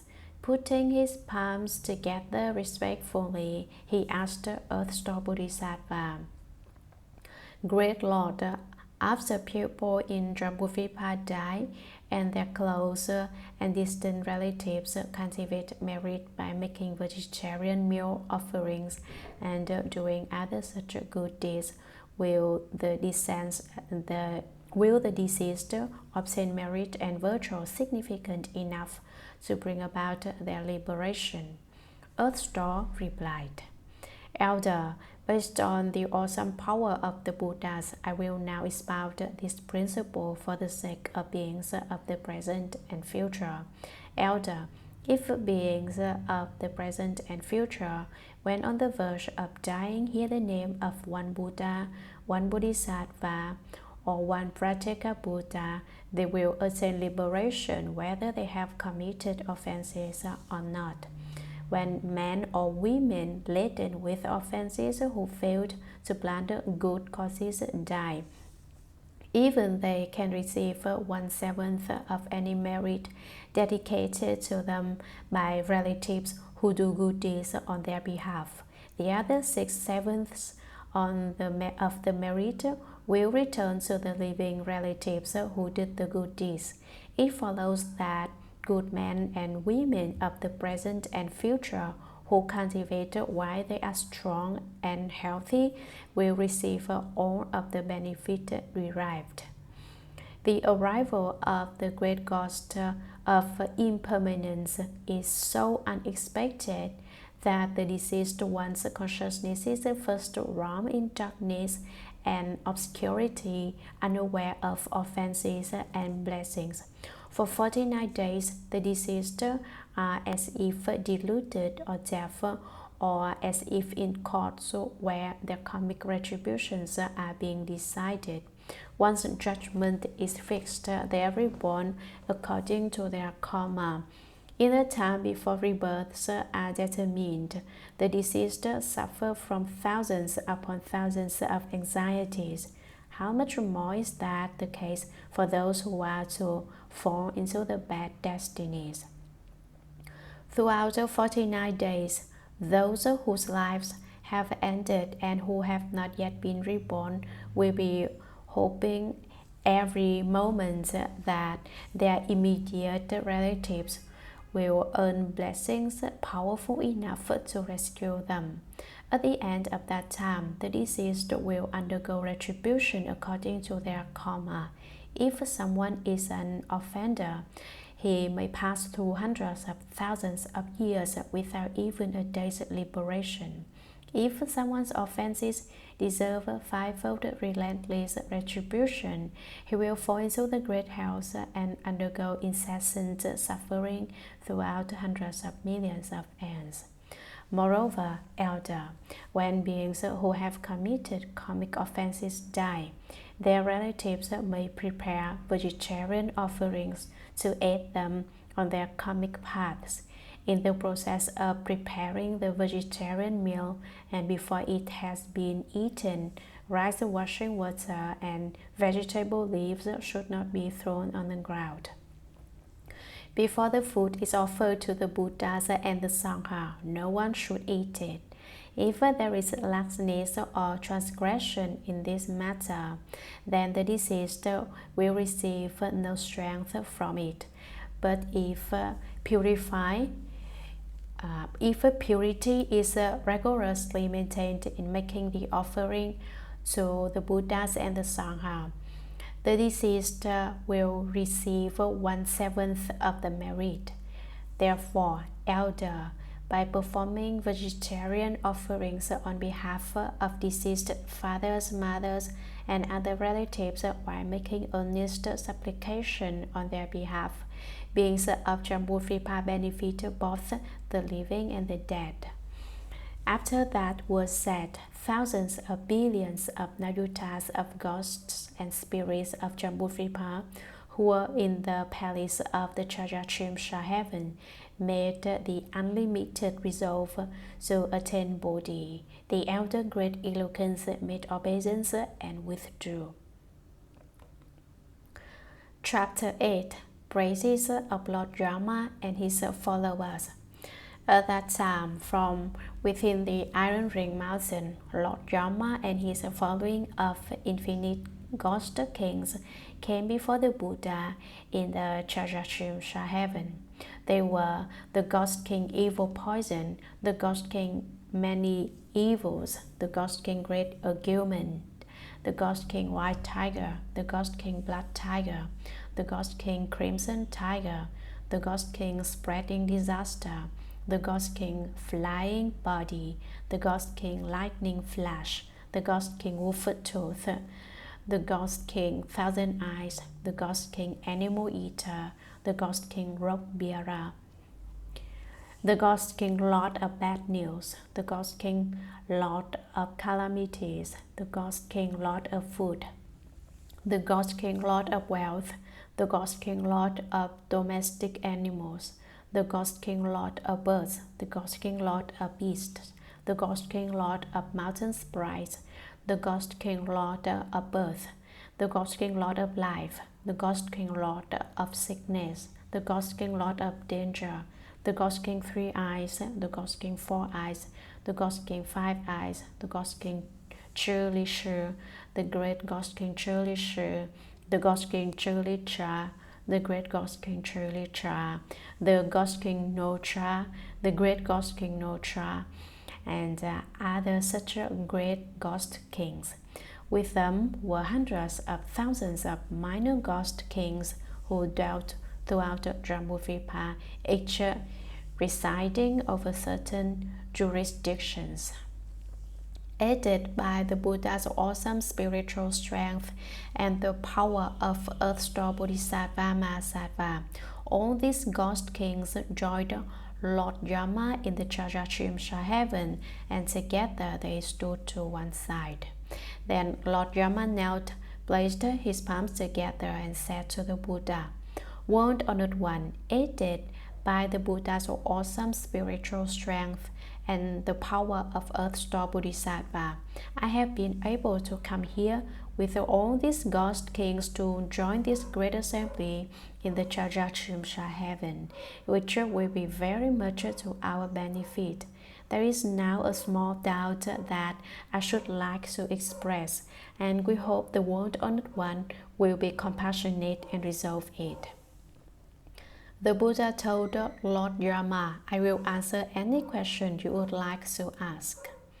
At that time, Lord Dharma looked respectfully at the World Honored One, made obeisance, turned his head to acknowledge Earth-Star Bodhisattva, and then said to the Buddha, "World Honored One, I observe that Earth-Star Bodhisattva uses hundreds of thousands of expedient devices to rescue beings who are suffering for their offenses within the six paths of rebirth.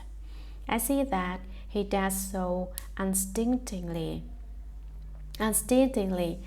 without the least fatigue. Although this great Bodhisattva uses his inconceivable spiritual penetrations to do such deeds, it doesn't take long for the beings whom he has helped in gaining release from retribution to fall into the evil paths again. World Honored One, Since the earth-store Bodhisattva has such great inconceivable spiritual powers, why are beings not able to rely on him to stay on the good paths and to be freed once and for all? Please, won't Honored One explain that for us? The Buddha told Lord Yama, the beings of Jambudvipa have stubborn and obstinate natures, difficult to tame, difficult to subdue.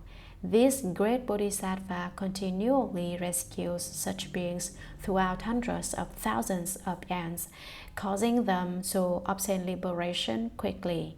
For those beings undergoing retributions even in the worst destinies, the Bodhisattva applies the strength of experience to extricate them from their own basic karmic conditions and lead them to understand the events of their past lives. But because beings of Jambudvipa are so bound up by their own heavy bad habits, they keep revolving in and out of the various paths over and over, as these Bodhisattva labors throughout many long aeons to entirely affect their rescue and release.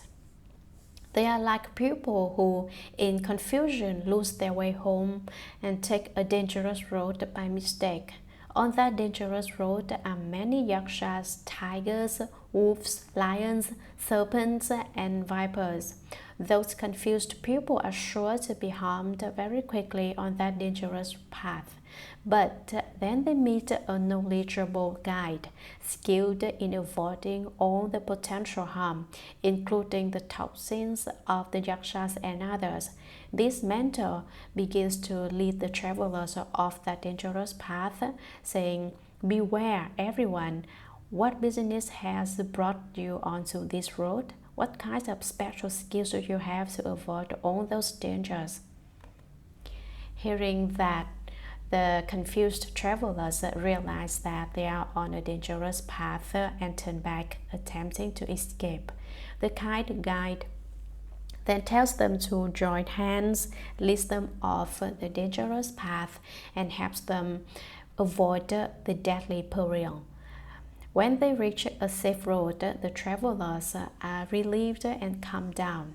Their guide then says to them, "Take care, confused ones, never to get back on that path again. Once on it, it is hard to get off. It can destroy a person's very nature and life." The travelers who had been confused expressed their deep gratitude, and as they are about to part, the mentor says to them, "If you see any other travelers, whether you know them personally or not, be they men or women, tell them that the dangers and evils on that path could destroy their very natures and lives. Do not allow them to unwittingly bring about their own deaths."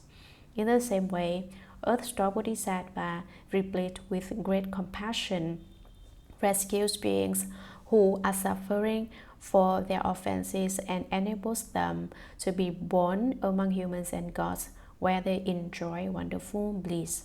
Once those offenders are released from the suffering they experienced on the paths where their karma took them, they must never go down those roads again.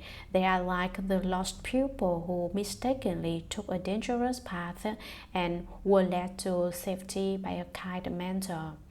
They know now to never take that road again. Moreover, they exhort others not to get on that road by saying, "We took that road ourselves, then we got confused, but we escaped, and now we know better than to ever get on the road again. If we were to set foot on it again, we would get confused and be unable to recognize it as the dangerous path we took before." That being the case, we might lose our lives. The same holds true for falling into the bad destinies. Due to the powerful expedient means of Earth-store Bodhisattva, beings can be freed and gain rebirth as humans or gods if they were then to turn around and enter into the bad destinies again. Those with heavy karmic bonds might remain in the hells forever with no chance of escape. At that time, the ghost king Evil Poison placed his palms together respectfully, addressed the Buddha and said, "World Honored One, each of us countless ghost kings of Jambudvipa bestows benefit or inflicts harm upon beings differently. However, karmic retributions cause those in my retinue to do more evil than good. Nonetheless, when we pass by a household, a city, a town, a garden, a cottage, or a hut where there are men or women who have cultivated as little as a hair's worth of goodies, even if they have hung up but one banner or one canopy, used a little incense or a few flowers as offerings to images of Buddhas or Bodhisattvas, recited the sacred sutras, or burned incense as an offering to even one sentence, or gather in them, we ghost kings will respect such people as we would the Buddhas of the past, present, and future. We will instruct the smaller ghosts, each of whom has great power, as well as the earth spirits, to protect such people. Bad situations, accidents, severe or unexpected illnesses, and all other unwelcome events will not even come near their residences or other places where they may be, much less enter the door." The Buddha praised the ghost kings. "Excellent, excellent, that all of you ghost kings join Lord Yama in protecting good men and women in that way. I shall tell Lord Brahma and Lord Chakra to make sure that you are protected as well." When that was said, a ghost king in the assembly named Lord of Life said to the Buddha, "World Honored One, my karmic conditions are such that I have jurisdiction over the lifespans of people in Jambudvipa, governing the time of both their births and their deaths. My fundamental vows are based on a great desire to benefit them, but people do not understand my intent and go through birth and death in distress. Why is that? When women in Jambudvipa have just given birth to children, be they boys or girls, or when they are just about to give birth, good deeds should be done to increase the benefits of the household, thus causing the local earth spirits to be immeasurably pleased. The spirits will then protect the mother and child so that they experience peace and happiness and will bring benefit to the entire family. After the birth, all killing and injuring for the purpose of offering fresh meat to the mother should be carefully avoided, as should parties that include drinking alcohol, eating meat, singing, and playing musical instruments. All those things can keep the mother and child from being peaceful and happy. Why is that? At the difficult time of birth, uncountable evil ghosts, including mountain sprites, goblins, and certain spirits, desire to eat the strong-smelling blood. I quickly order the local earth spirits of that household to protect the mother and child, allowing them to be peaceful and happy and to receive other benefits. When people in such households witness those benefits, they should do meritorious deeds to express their gratitude to the earth spirits. If instead they harm and kill and have large gatherings involving feasting and entertainment, then the retributions that result from such offenses will be borne by them and will bring harm to the mother and child as well. Moreover, when people of Jambudvipa are on the verge of death, I wish to keep them from falling into the evil paths, regardless of whether they have done good or evil. But how much is this power of mine to have them increased when they have personally cultivated good rules? When those who do good in Jambudvipa are about to die, hundreds of thousands of ghosts and spirits from the evil paths transform themselves and appear as their parents or other relatives in an attempt to lead such pupils who fall into the evil paths. How much more is that the case for those who have done evil deeds? World Honored One, when men or women in Jambudvipa are on the verge of death, their consciousnesses and spirits become confused and dark. They are unable to discriminate between good and evil, and their eyes and ears are unable to see or hear. That is why relatives of those deceased pupils should make generous offerings, recite the sacred sutras, and recite the names of Buddhas and Bodhisattvas. Such good conditions can cause the deceased to leave the evil paths, and all the demons, ghosts, and spirits will withdraw and disperse. World Honored One, if at that time of death beings of any kind have an opportunity to hear the name of one Buddha or Bodhisattva, or to hear a sentence or gather of a Mahayana Sutra, I observe that such beings can quickly be freed from the pull of their accumulated minor bad deeds that would otherwise send them to the evil paths. The exception to that is crimes involving killing that warrant fivefold relentless retribution. The Buddha told the Ghost King, Lord of Life, because of your great compassion, you are able to make such great vows and protect all beings in the midst of life and death. When men or women in the future undergo birth and death, do not retreat from your vow, but liberate them all so that they can experience eternal peace.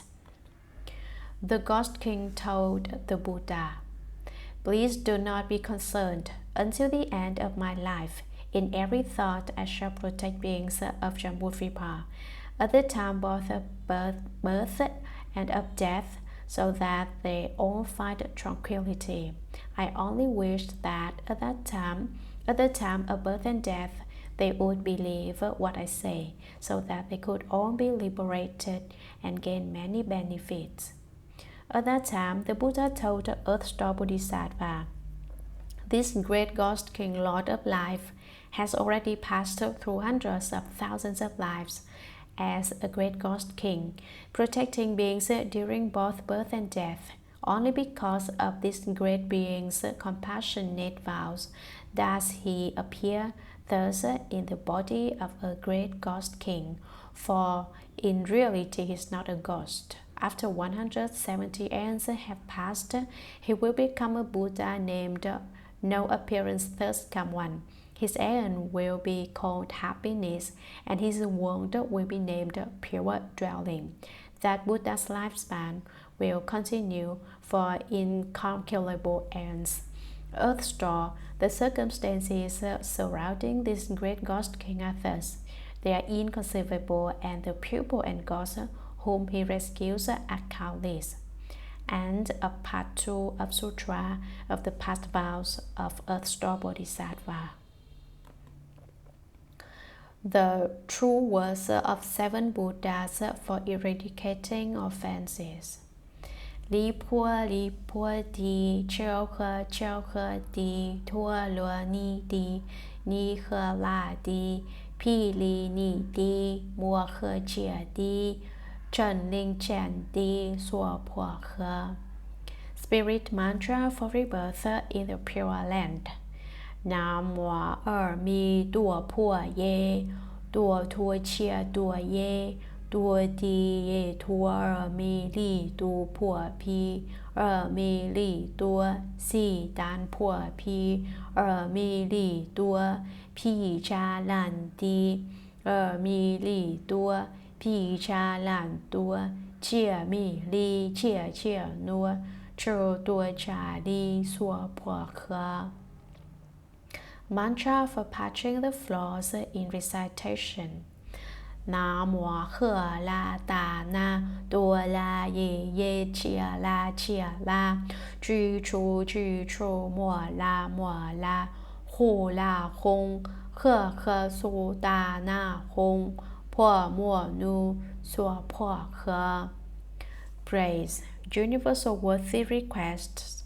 Earth's story lies in depth, so that beings in the 3 paths and 6 realms go free from the dusty world of rebirths.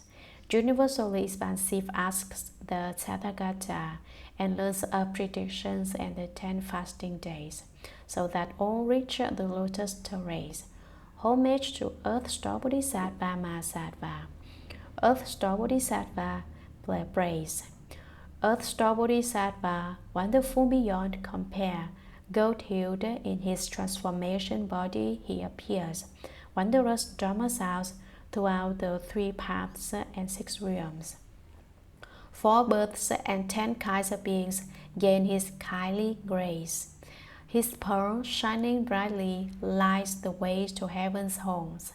6-ringed golden staff shakes open wide the gates of hell, leads on those with causes garnered life and life again, to bow at the 9-flower terrace of the Honored One.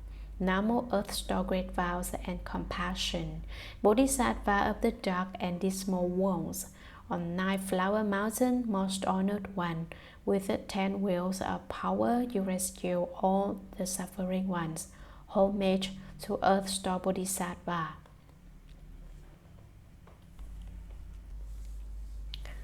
Chapter 9. The Names of Buddhas.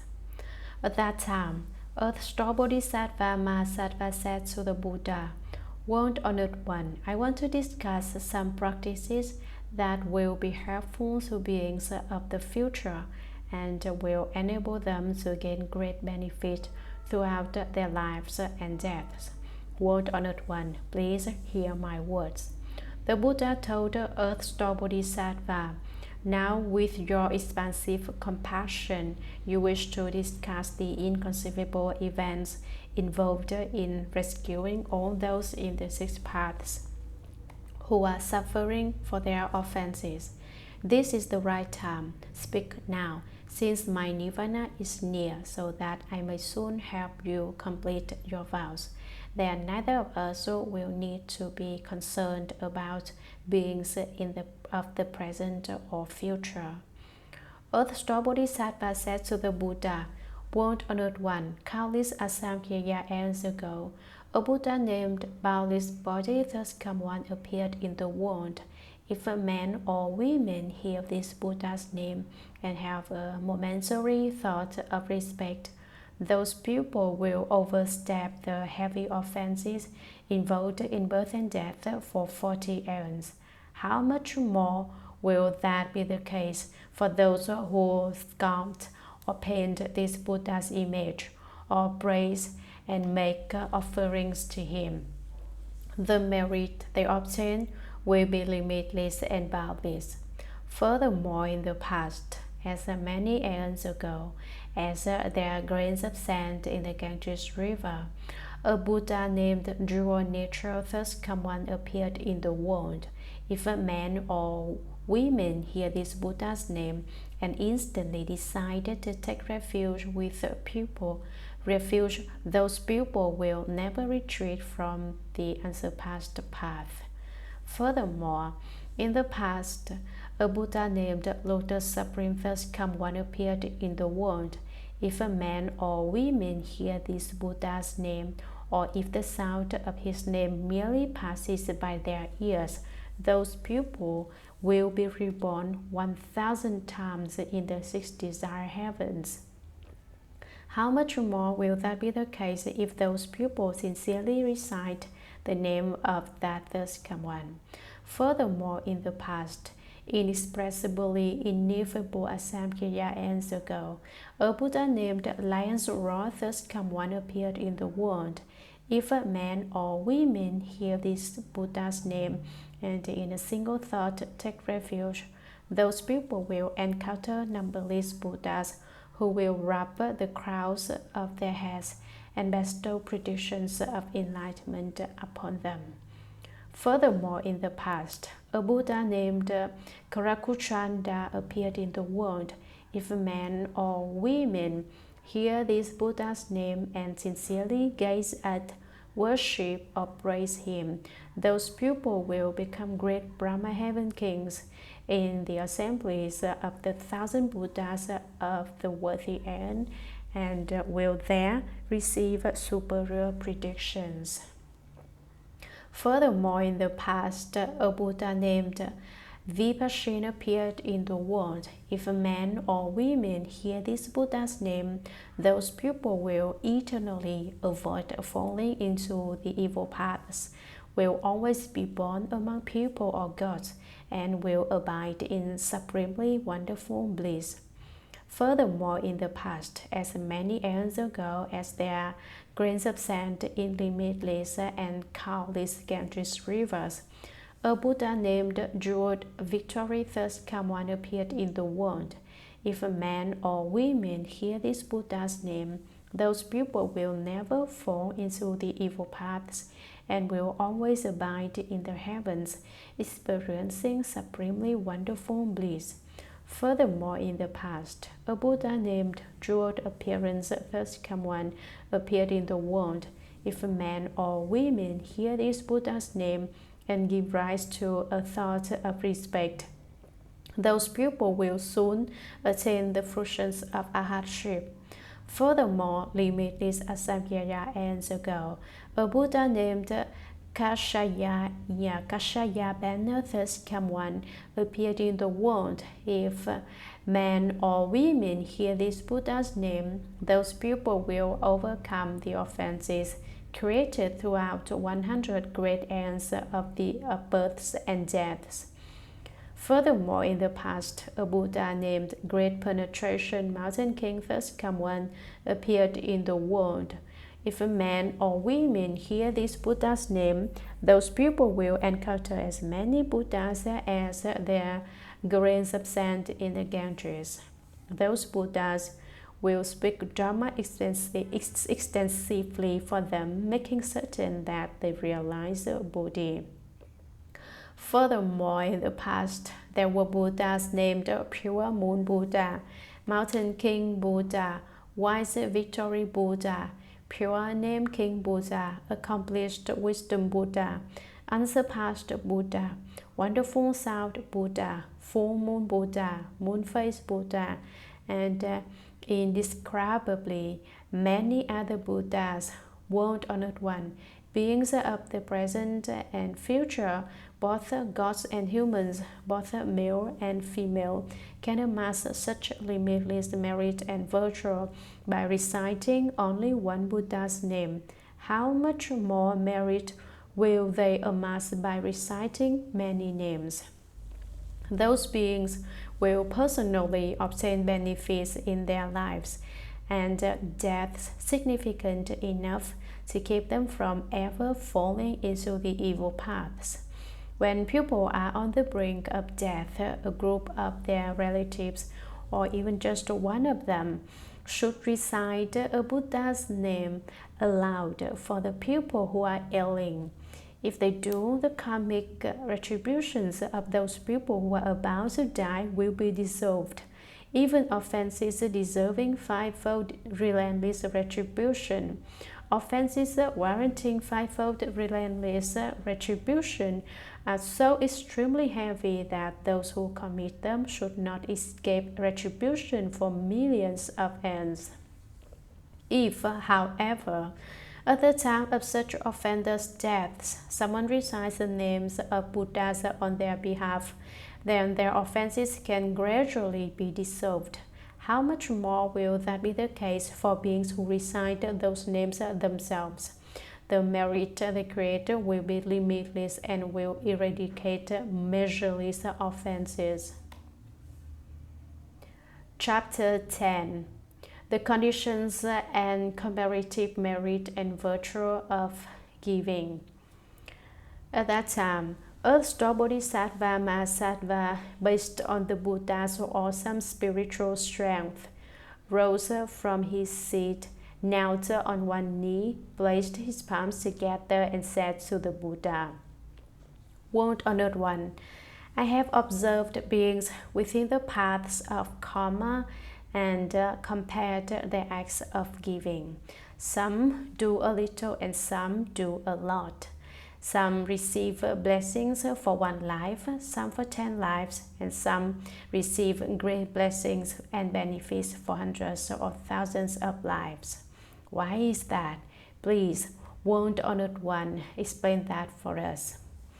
At that time, the Buddha told the Earth Store Bodhisattva, here in this assembly in the palace of the Trayastrimsha Heaven, I will now discuss the comparative merit and virtue derived from acts of giving done by the beings in Jambudvipa. Listen attentively to what I say.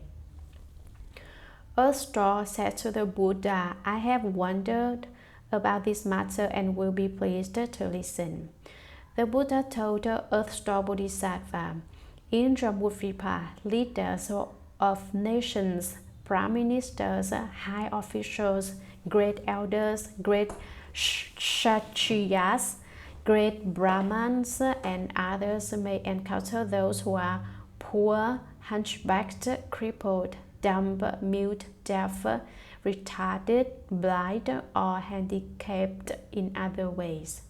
Those leaders and good people may wish to give to those unfortunate ones and may be able to do so with great compassion, a humble heart, and a smile. They may arrange to give generously, either personally with their own hands or by arranging for others to do so, using gentle words and sympathetic speech. The blessings and benefits that such leaders and good people will accrue will be comparable to the meritorious virtue derived from giving to as many Buddhas as there are grains of sand in 100 Ganges rivers. Why is that?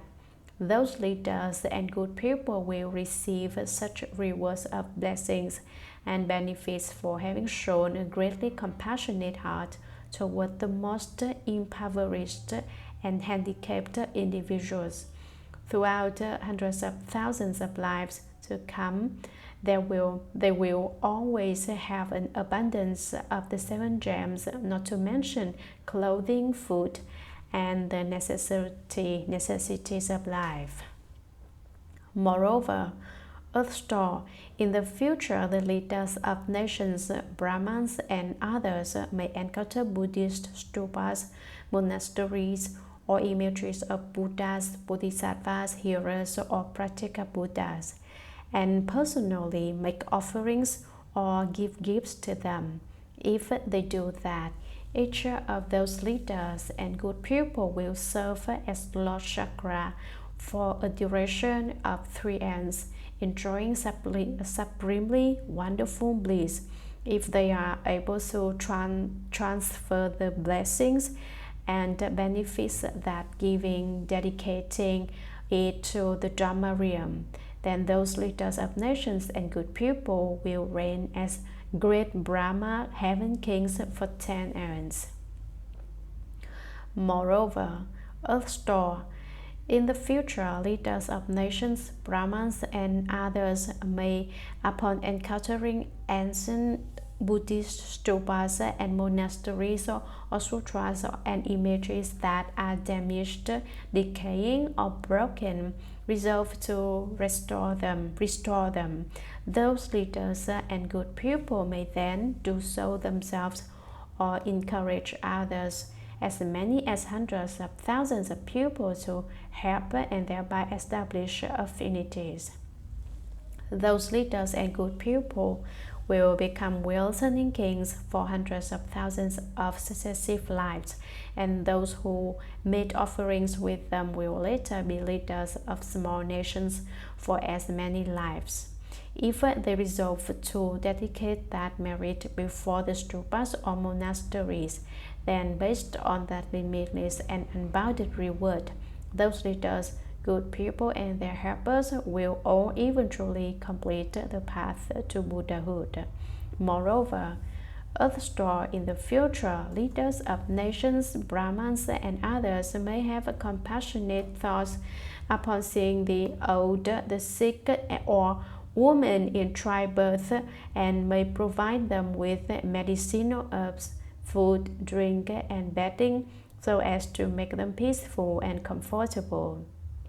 The blessings and benefits derived from doing that are quite inconceivable. For 1,000 years, they will always be lost of the pure dwelling heavens. For 200 years, they will be lost in the 6 desire heavens, and they will ultimately attain Buddhahood.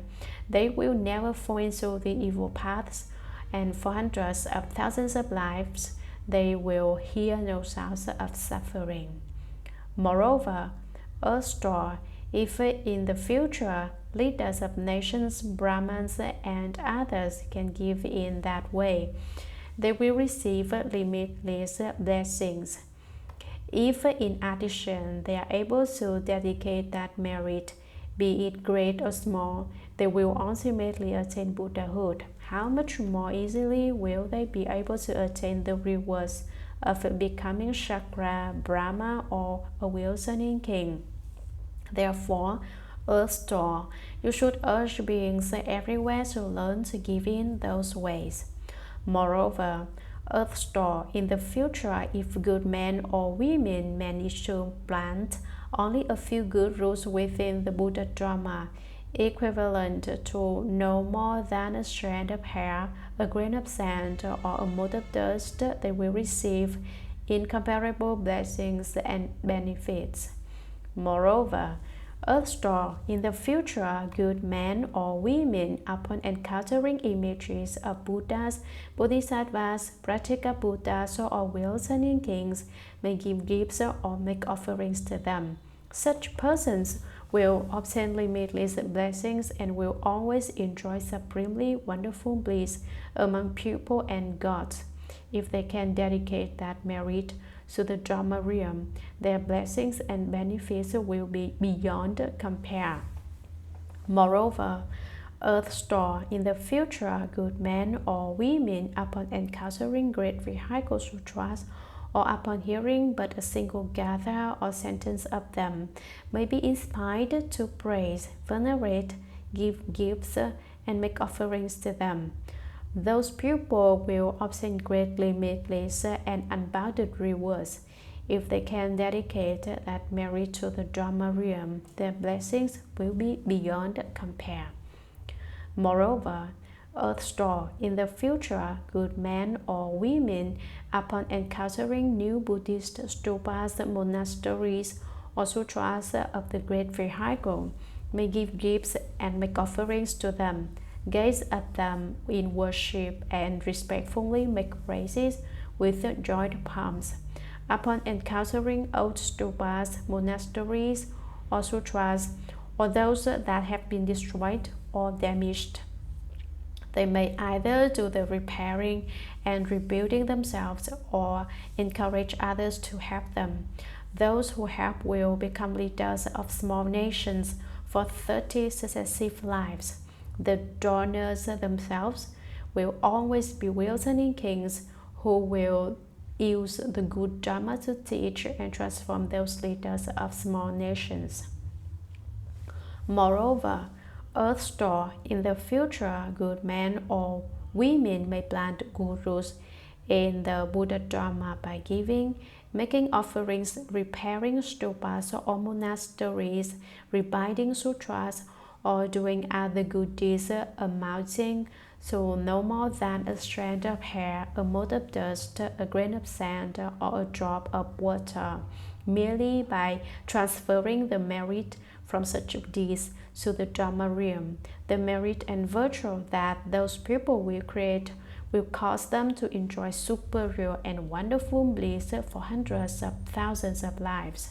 But if they dedicate the merit only to their immediate or extended families or to their own personal benefit, then the rewards received will be only 3 lives of happiness.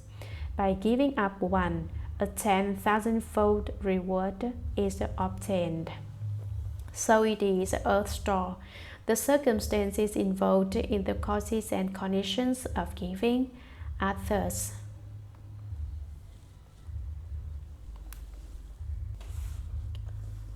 Chapter 11. The Dharma Protection of an Earth Spirit.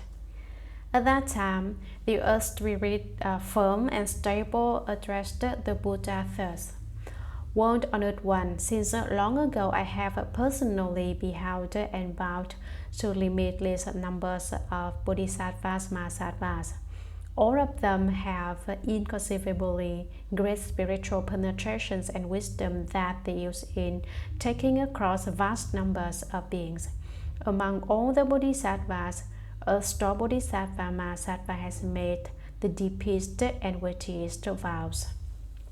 World Honored One, Earth-Star Bodhisattva has great affinities with beings in Jambudvipa, Manjushri, Universal Worthy, Samantabhadra, contemplator of the world's souls, Avalokiteshvara, Kuan Yin, and Maitreya also manifest hundreds of thousands of transformation bodies to rescue those in the six paths, but their vows will ultimately be fulfilled.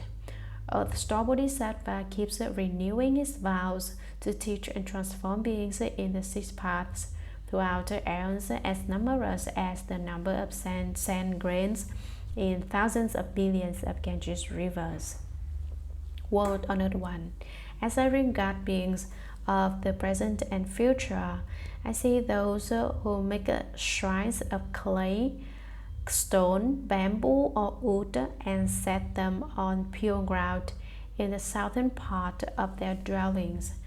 They place within the shrines images of Earth-Star Bodhisattva, either sculpted or painted or made of gold, silver, copper, or iron. Then they burn incense, make offerings, behold, worship, and praise him. By doing those things, such people will receive 10 kinds of benefits. What are those 10? First, their lands will be fertile. Second, their families and homes will always be peaceful. Third, their ancestors will be born in the heavens. Fourth, those of the current generation will enjoy benefits and long lives. Fifth, they will easily obtain what they want. Sixth, they will not encounter disasters of water and fire. Seventh, they will avoid unforeseen calamities. Eighth, they will never have nightmares.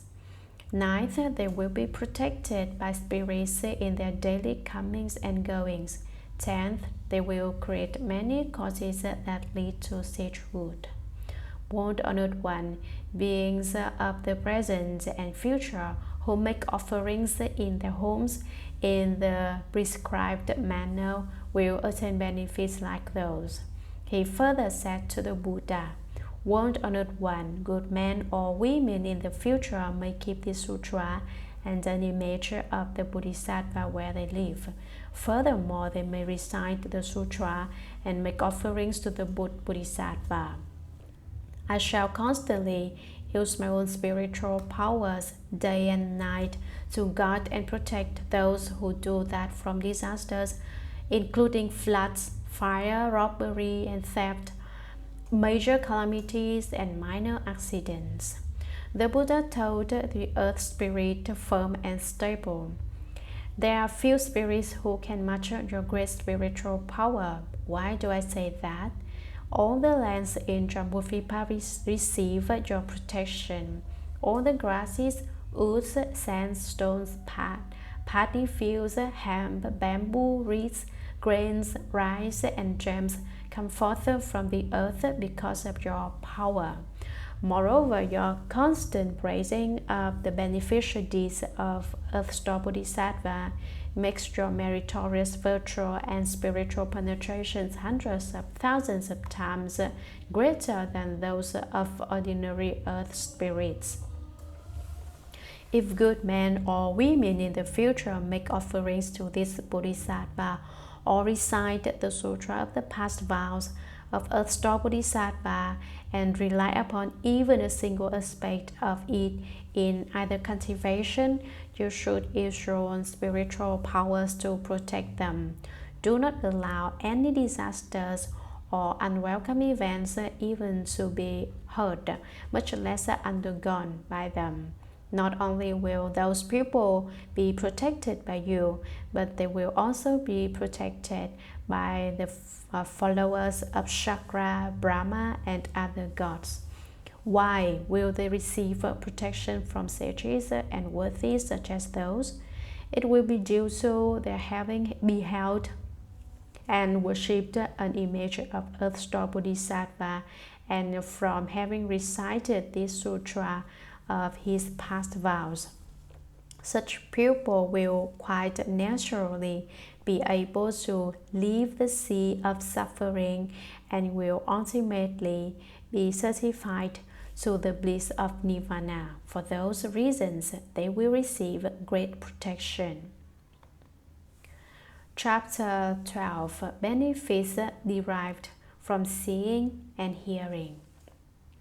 At that time, the World-Honored One emitted millions of billions of great rays of light from the crown of his head. They were the white ray, the great white ray, the auspicious ray, the great auspicious ray, the jade ray, the great jade ray, the purple ray, the great purple ray, the blue ray, the great blue ray, the azure ray, the great azure ray, the red ray, the great red ray, the green ray, the great green ray, the gold ray, the great gold ray, the celebration cloud ray, the great celebration cloud ray, the thousand-wheeled ray, the great thousand-wheeled ray, the jeweled wheel ray, the great jeweled wheel ray, the solar disk ray, the great solar disk ray, the lunar disk ray, the great lunar disk ray, the palace ray, the great palace ray, the ocean cloud ray, and the great ocean cloud ray. After emitting such rays of light from the crown of his head, he spoke in subtle and wonderful sounds to the great assembly of gods, dragons, the rest of the Eightfold Division, humans, non-humans, and others. Hear me today in the palace of the Trayastrimsha Heaven as I praise Earth-star Bodhisattva, telling of his beneficial deeds, of inconceivable events, of the matter of his transcendence to sagehood, of the circumstances of his certification to the 10th ground, and of the situation leading to his becoming irreversible from Anuttara Samyak Sambuddhi. After he said that, the Bodhisattva Mahasattva, named contemplator of the world souls, rose from his seat in the assembly, knelt, and with palms together said to the Buddha, World-Honored One, Earth-star Bodhisattva Mahasattva is replete with great compassion and pities beings who are suffering for their offenses. In thousands of billions of worlds, he creates thousands of billions of transformation bodies through the strength of his meritorious virtue and inconceivable awesome spiritual power. I have heard the World-Honored One and the numberless Buddhas of the 10 directions praise Earth-star Bodhisattva in unison, saying that even if all the Buddhas of the past, present, and future were to speak of his meritorious qualities, they could never finish describing them. Upon hearing the World-Honored One tell the great assembly that he now wants to praise Earth-star Bodhisattva's beneficial deeds and so forth, and beseeching the World-Honored One to praise the inconceivable events pertaining to Earth-star Bodhisattva for the sake of beings of the present and future, and to cause the gods, dragons, and the rest of the Eightfold Division to gaze at him in worship and obtain blessings.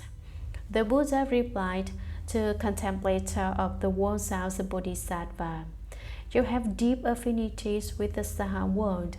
If gods, dragons, men, women, spirits, ghosts, or any other beings who are suffering for offenses within the 6 paths hear your name, see your image, behold you, or praise you, they will definitely become irreversible on the unsurpassed way. They will always be born among people and gods, and they experience wonderful bliss. When the effects of their causes come to fruition, they will encounter Buddhas who will give them predictions. You are now replete with great compassion and pity for beings, including gods, dragons, and the rest of the Eightfold Division. Listen as I discuss events involving the inconceivable benefits bestowed by Earth-Star Bodhisattva. Listen attentively, I will discuss it for you. Contemplator of the world South said, "So be it, world honored one, we will be pleased to listen."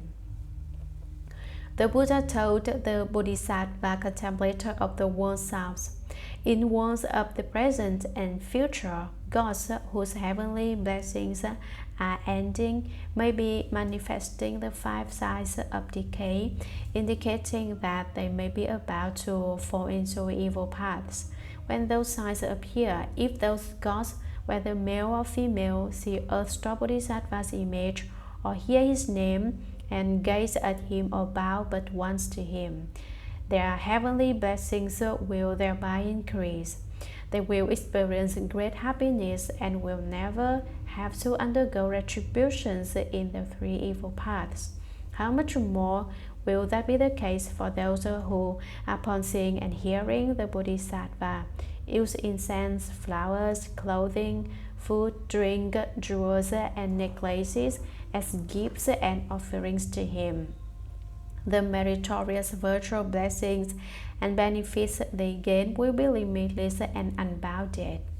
Moreover, contemplator of the world's south, in the worlds of the present and future, when beings in the 6 paths are on the verge of death, if they can hear the name of Earth-Star Bodhisattva even once, such beings will never have to endure the sufferings of the 3 evil paths again.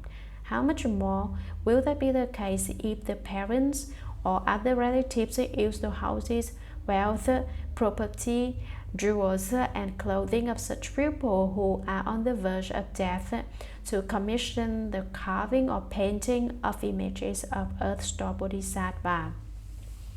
If those ailing people have not yet died, their relatives can try to have them see, hear, and understand that their houses, jewels, and so forth have been used to carve or paint images of Earth-Star Bodhisattva. If those pupils' karmic retributions were such that they were to undergo severe sickness, then with such merit they can quickly be cured and their lifespans prolonged. If those pupils' retributions send them to the evil destinies of death due to their karma and obstacles, then with such merit they can, when their lives end, be born instead among people or gods, and there enjoy extremely wonderful bliss. All their obstacles due to offenses will dissolve. Moreover, contemplator of the world South Bodhisattva, in the future, men or women may lose their fathers, mothers, brothers, or sisters while still infants or as youngsters, as the adults. Such people may think about those parents and other relatives, not knowing into what paths or worlds or heavens they have been reborn.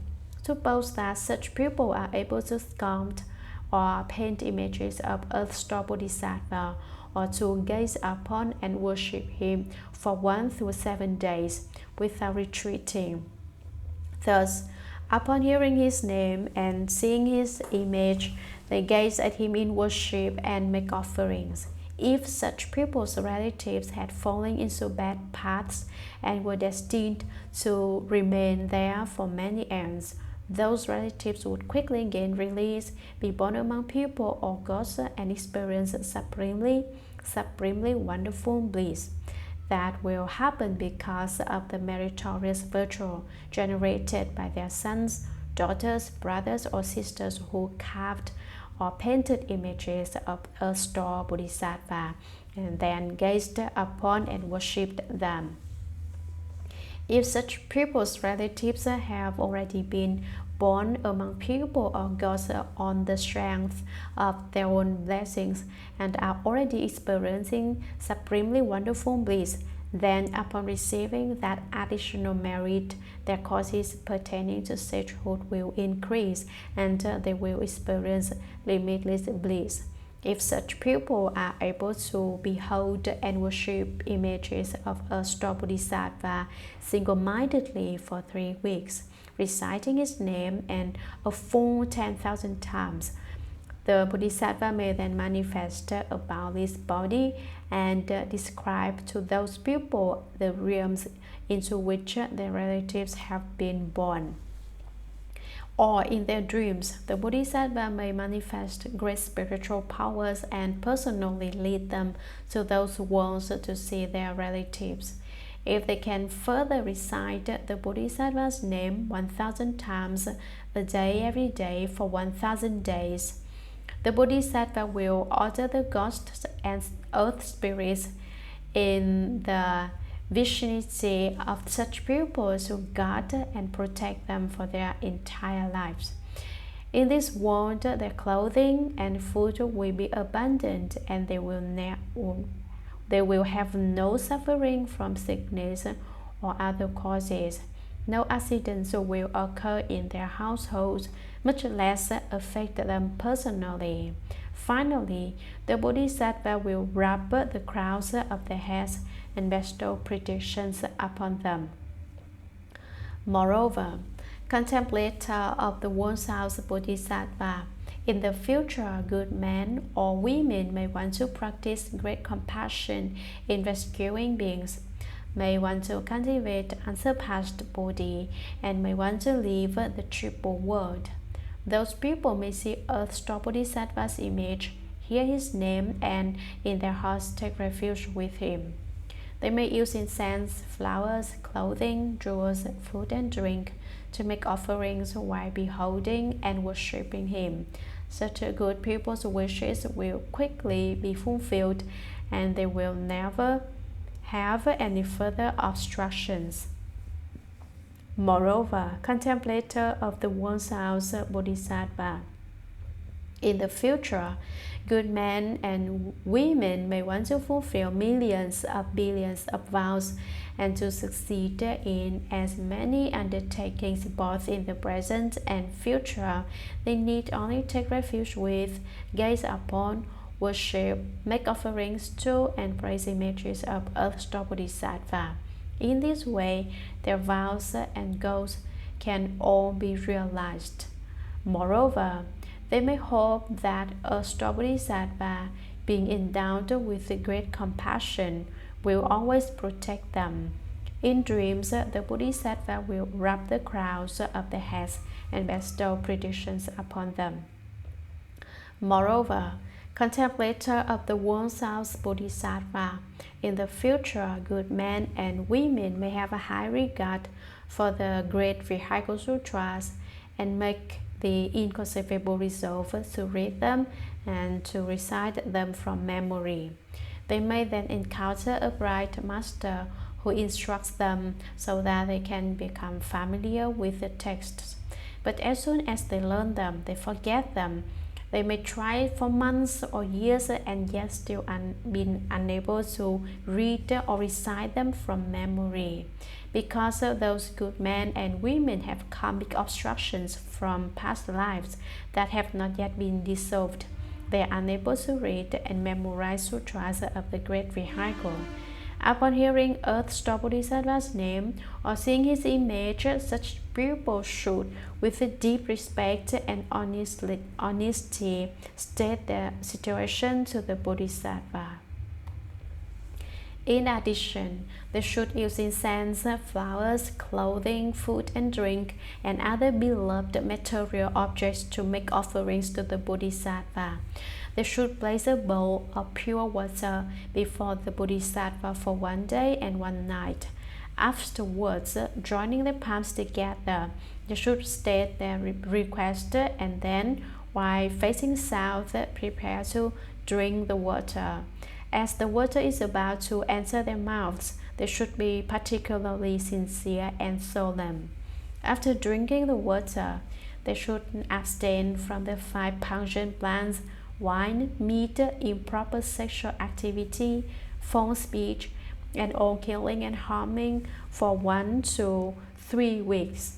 In dreams, those good men and women may then see a star Bodhisattva manifesting about this body and anointing the crowns of their heads with water. Then, when they awaken, they may be endowed with a keen intelligence. Upon hearing this sutra but one time, they will eternally remember it and never forget or lose a single sentence or verse. Moreover, contemplator of the Vows of Bodhisattva, in the future there may be pupils whose food and clothing are insufficient, who find their efforts thwarted, who endure much sickness or misfortune, whose families are not peaceful, whose relatives are scattered, who are accident-prone, or who are often startled in their sleep by dreams. Upon hearing Earth Star Bodhisattva's name and seeing his image, such people should recite his name in full 10,000 times with extreme sincerity and respect. Those inauspicious circumstances will gradually disappear, and they will find peace and happiness. Their food and clothing will be abundant, and even in their dreams they will be peaceful and happy.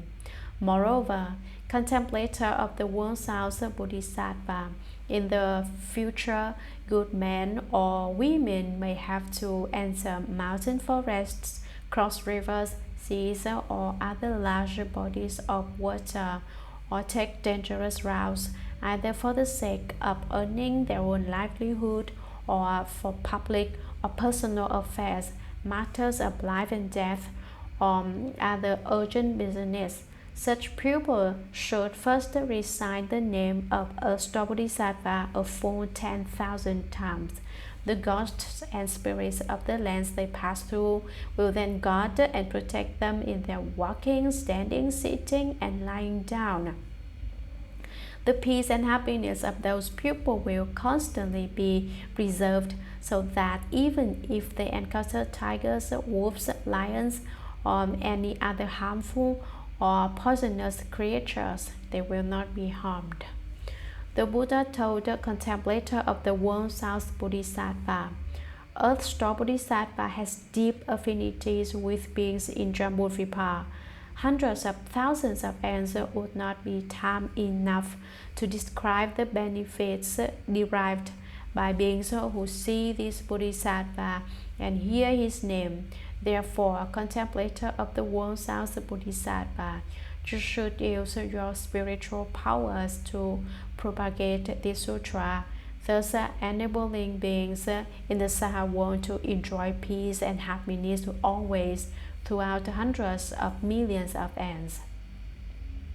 At that time, the World Honored One spoke verses saying, I observe that a star's awesome spiritual strength could not be described in ants numerous as Ganges sands. Seeing, hearing, beholding, and bowing to him even once benefits people and gods in endless numbers of ways.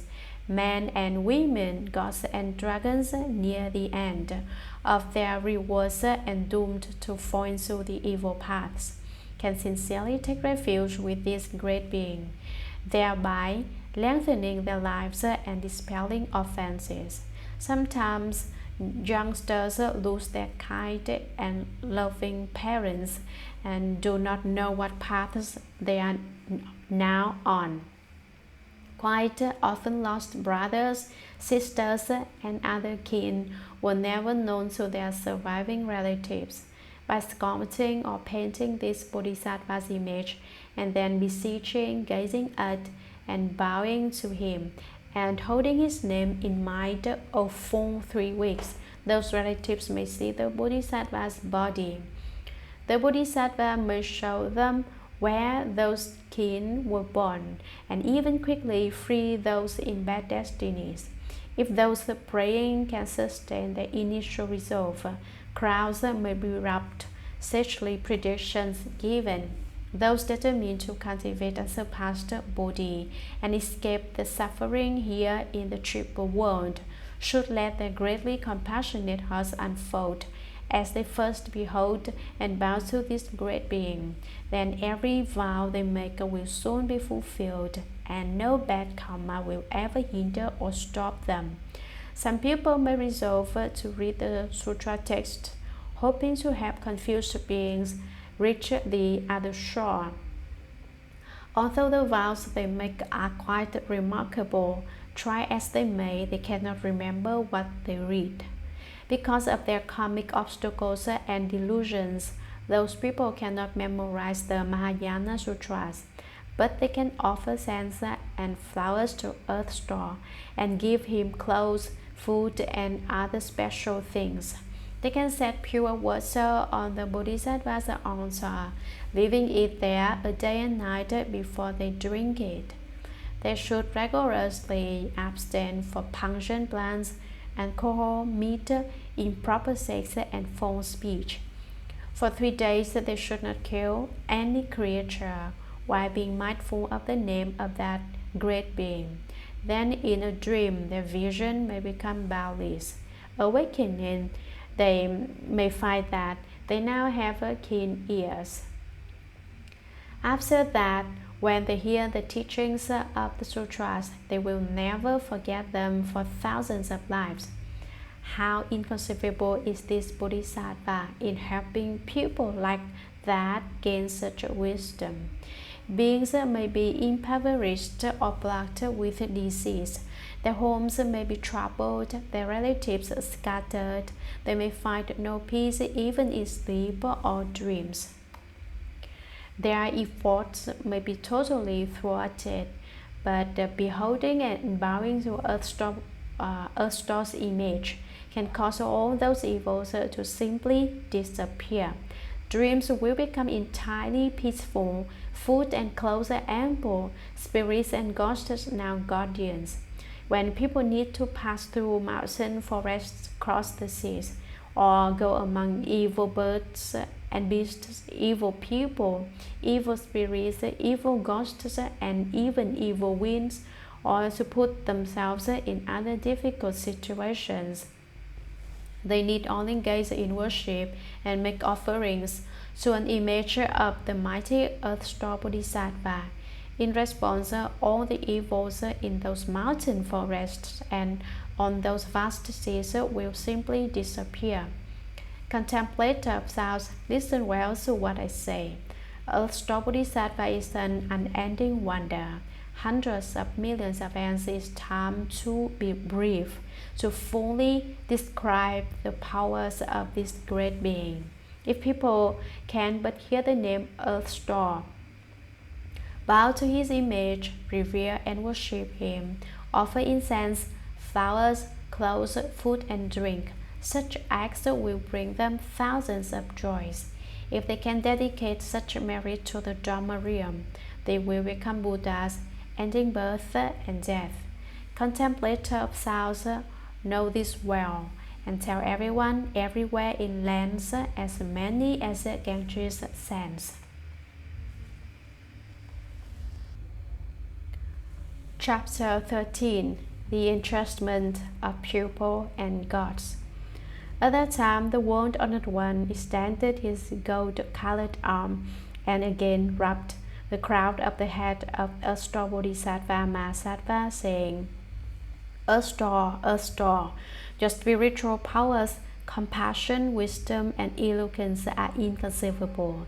Even if all the Buddhas of the 10 directions were to proclaim their praises of your inconceivable deeds, they could not finish in thousands of millions of ants. Earth Star. Remember this entrustment that I am again making here in the Trayastrimsha Heaven, in this great assembly of uncountable millions of billions of Buddhas, Bodhisattvas, gods, dragons, and the rest of the Eightfold Division. I again entrust to you the gods, people, and others who are still in the burning house and have not yet left the triple world. Do not allow those beings to fall into the evil destinies even for a single day and night, much less fall into the fivefold relentless hell or the Avashi hell, where they would have to pass through thousands of billions of ants with no chance of escape. Earthstar, the beings of southern Jambudvipa have irresolute wills and natures. They habitually do many evil deeds. Even if they resolve to do good, they soon renounce that resolve. If they encounter evil conditions, they tend to become increasingly involved in them. For those reasons, I reduplicate thousands of millions of bodies to transform beings, take them across, and liberate them, all in accord with their own fundamental natures. Earthstar, I now earnestly entrust the multitudes of gods and people to you. If in the future among gods and people there are good men or women who plant a few gurus in the Buddha Dharma, be they as little as a strand of hair, a mote of dust, a grain of sand, or a drop of water, then you should use your powers in the way to protect them so that they gradually cultivate the unsurpassed way and do not get lost or retreat from it. Moreover, Earthstar, in the future gods or people, according to the responses of their karmic retributions, may be due to a fall into the evil destinies. They may be on the brink of fall or may already be at the very gates to those paths. But if they can recite the name of one Buddha or Bodhisattva, or a single sentence or verse of a great vehicle sutra, then you should use your spiritual powers to rescue them with the expedient means. Display a bodiless body in the places where they are, smash the house, and lead them to be born in the heavens and to experience a supremely wonderful bliss. At that time, the World-Honored One spoke in verse saying, I am entrusting to your care the multitudes of gods and people both now and in the future. Use spiritual powers and expedients to save them. Do not allow them to fall into the evil destinies. At that time, Earthstar Bodhisattva Mahasattva knelt on one knee, joined his palms together, and said to the Buddha, I beg the World-Honored One not to be concerned. In the future, if good men and women have a single thought of respect for the Buddha Dharma, I shall use hundreds of thousands of expedients to take them across and free them. They will quickly be liberated from birth and death. How much more will that be the case for those who, having heard about all these good matters, are inspired to cultivate? Those people will naturally become irreversible from the unsurpassed way. After he finished speaking, a bodhisattva named Empty Space Treasury, who was in the assembly, addressed the Buddha. World-Honored One, I personally have come to the Trayastrimsha Heaven and have heard the third command praise Earthstar Bodhisattva's awesome spiritual strength, describing it as inconceivable. If in the future good men, good women, gods and dragons hear this sutra and the name of Earthstar Bodhisattva, and if they behold and bow to his image, how many kinds of blessings and benefits will they obtain? Please, World-Honored One, say a few words about this for the sake of beings of the present and future. The Buddha told Empty Space Treasury Bodhisattva, listen attentively, I shall enumerate them and describe them to you. Good men or women in the future may see images of Earthstar Bodhisattva and hear this sutra or read or recite it. They may use incense, flowers, food and drink, clothing and gems to give gifts and make offerings to him. They may praise, behold, and bow to him. Such beings will benefit in 28 ways. First, they will be protected by gods and dragons. Second, their good rules will increase daily. Third, they will amass supreme causes pertaining to sagehood. Fourth, they will not retreat from body. Fifth, their clothing and food will be abundant. Sixth, they will never succumb to epidemics. Seventh, they will escape calamities involving fire and water. Eighth, they will never be threatened by thieves. Ninth, they will be respected by all who see them. 10th, they will be aided by ghosts and spirits. 11th, women who want to can be reborn as men. 12th, women who want to can be reborn as daughters of national leaders and officials. 13th, they will have upright appearances. 14th, they will often be born in the heavens. 15th, they may be emperors or national leaders. 16th, they will have the wisdom to know past lives. 17th, they will obtain whatever they seek. 18th, their families will be happy. 19th, they will never undergo any disasters. 20th, they will leave the bad karmic paths forever. 21st, they will always reach their destination. 22nd, their dreams will be peaceful and happy. 23rd, their deceased relatives will leave suffering behind. 24th, they will enjoy blessings earned in previous lives. 25th, they will be praised by sages. 26th, they will be intelligent and have keen faculties. 27th, they will be magnanimous and empathetic. 28th, they will ultimately realize Buddhahood. Moreover, empty space treasury Bodhisattva, if gods, dragons, or spirits of the present or future hear a star's name, bow to a star's image, or hear of a star's past vows and the events of his practices, and then praise, behold, and bow to him, they will benefit in 7 ways. First, they will quickly ascend to levels of sagehood. Second, their evil karma will dissolve. Third, all Buddhas will protect and be near them. Fourth, they will not retreat to body. Fifth, their inherent powers will increase. Sixth, they will know past lives. Seventh, they will ultimately realize Buddhahood.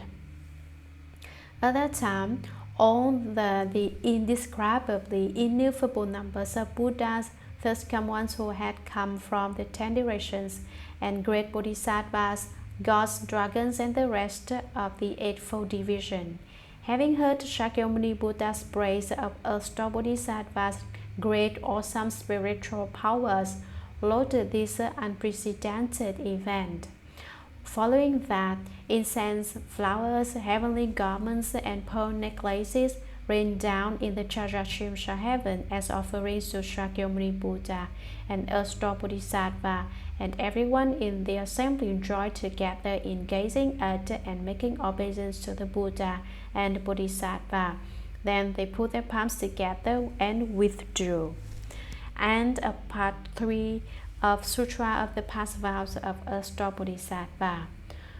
The true words of 7 Buddhas for eradicating offenses.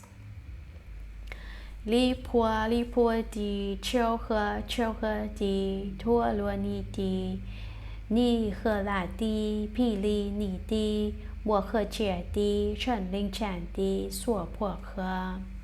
Spirit mantra for rebirth in the Pure Land.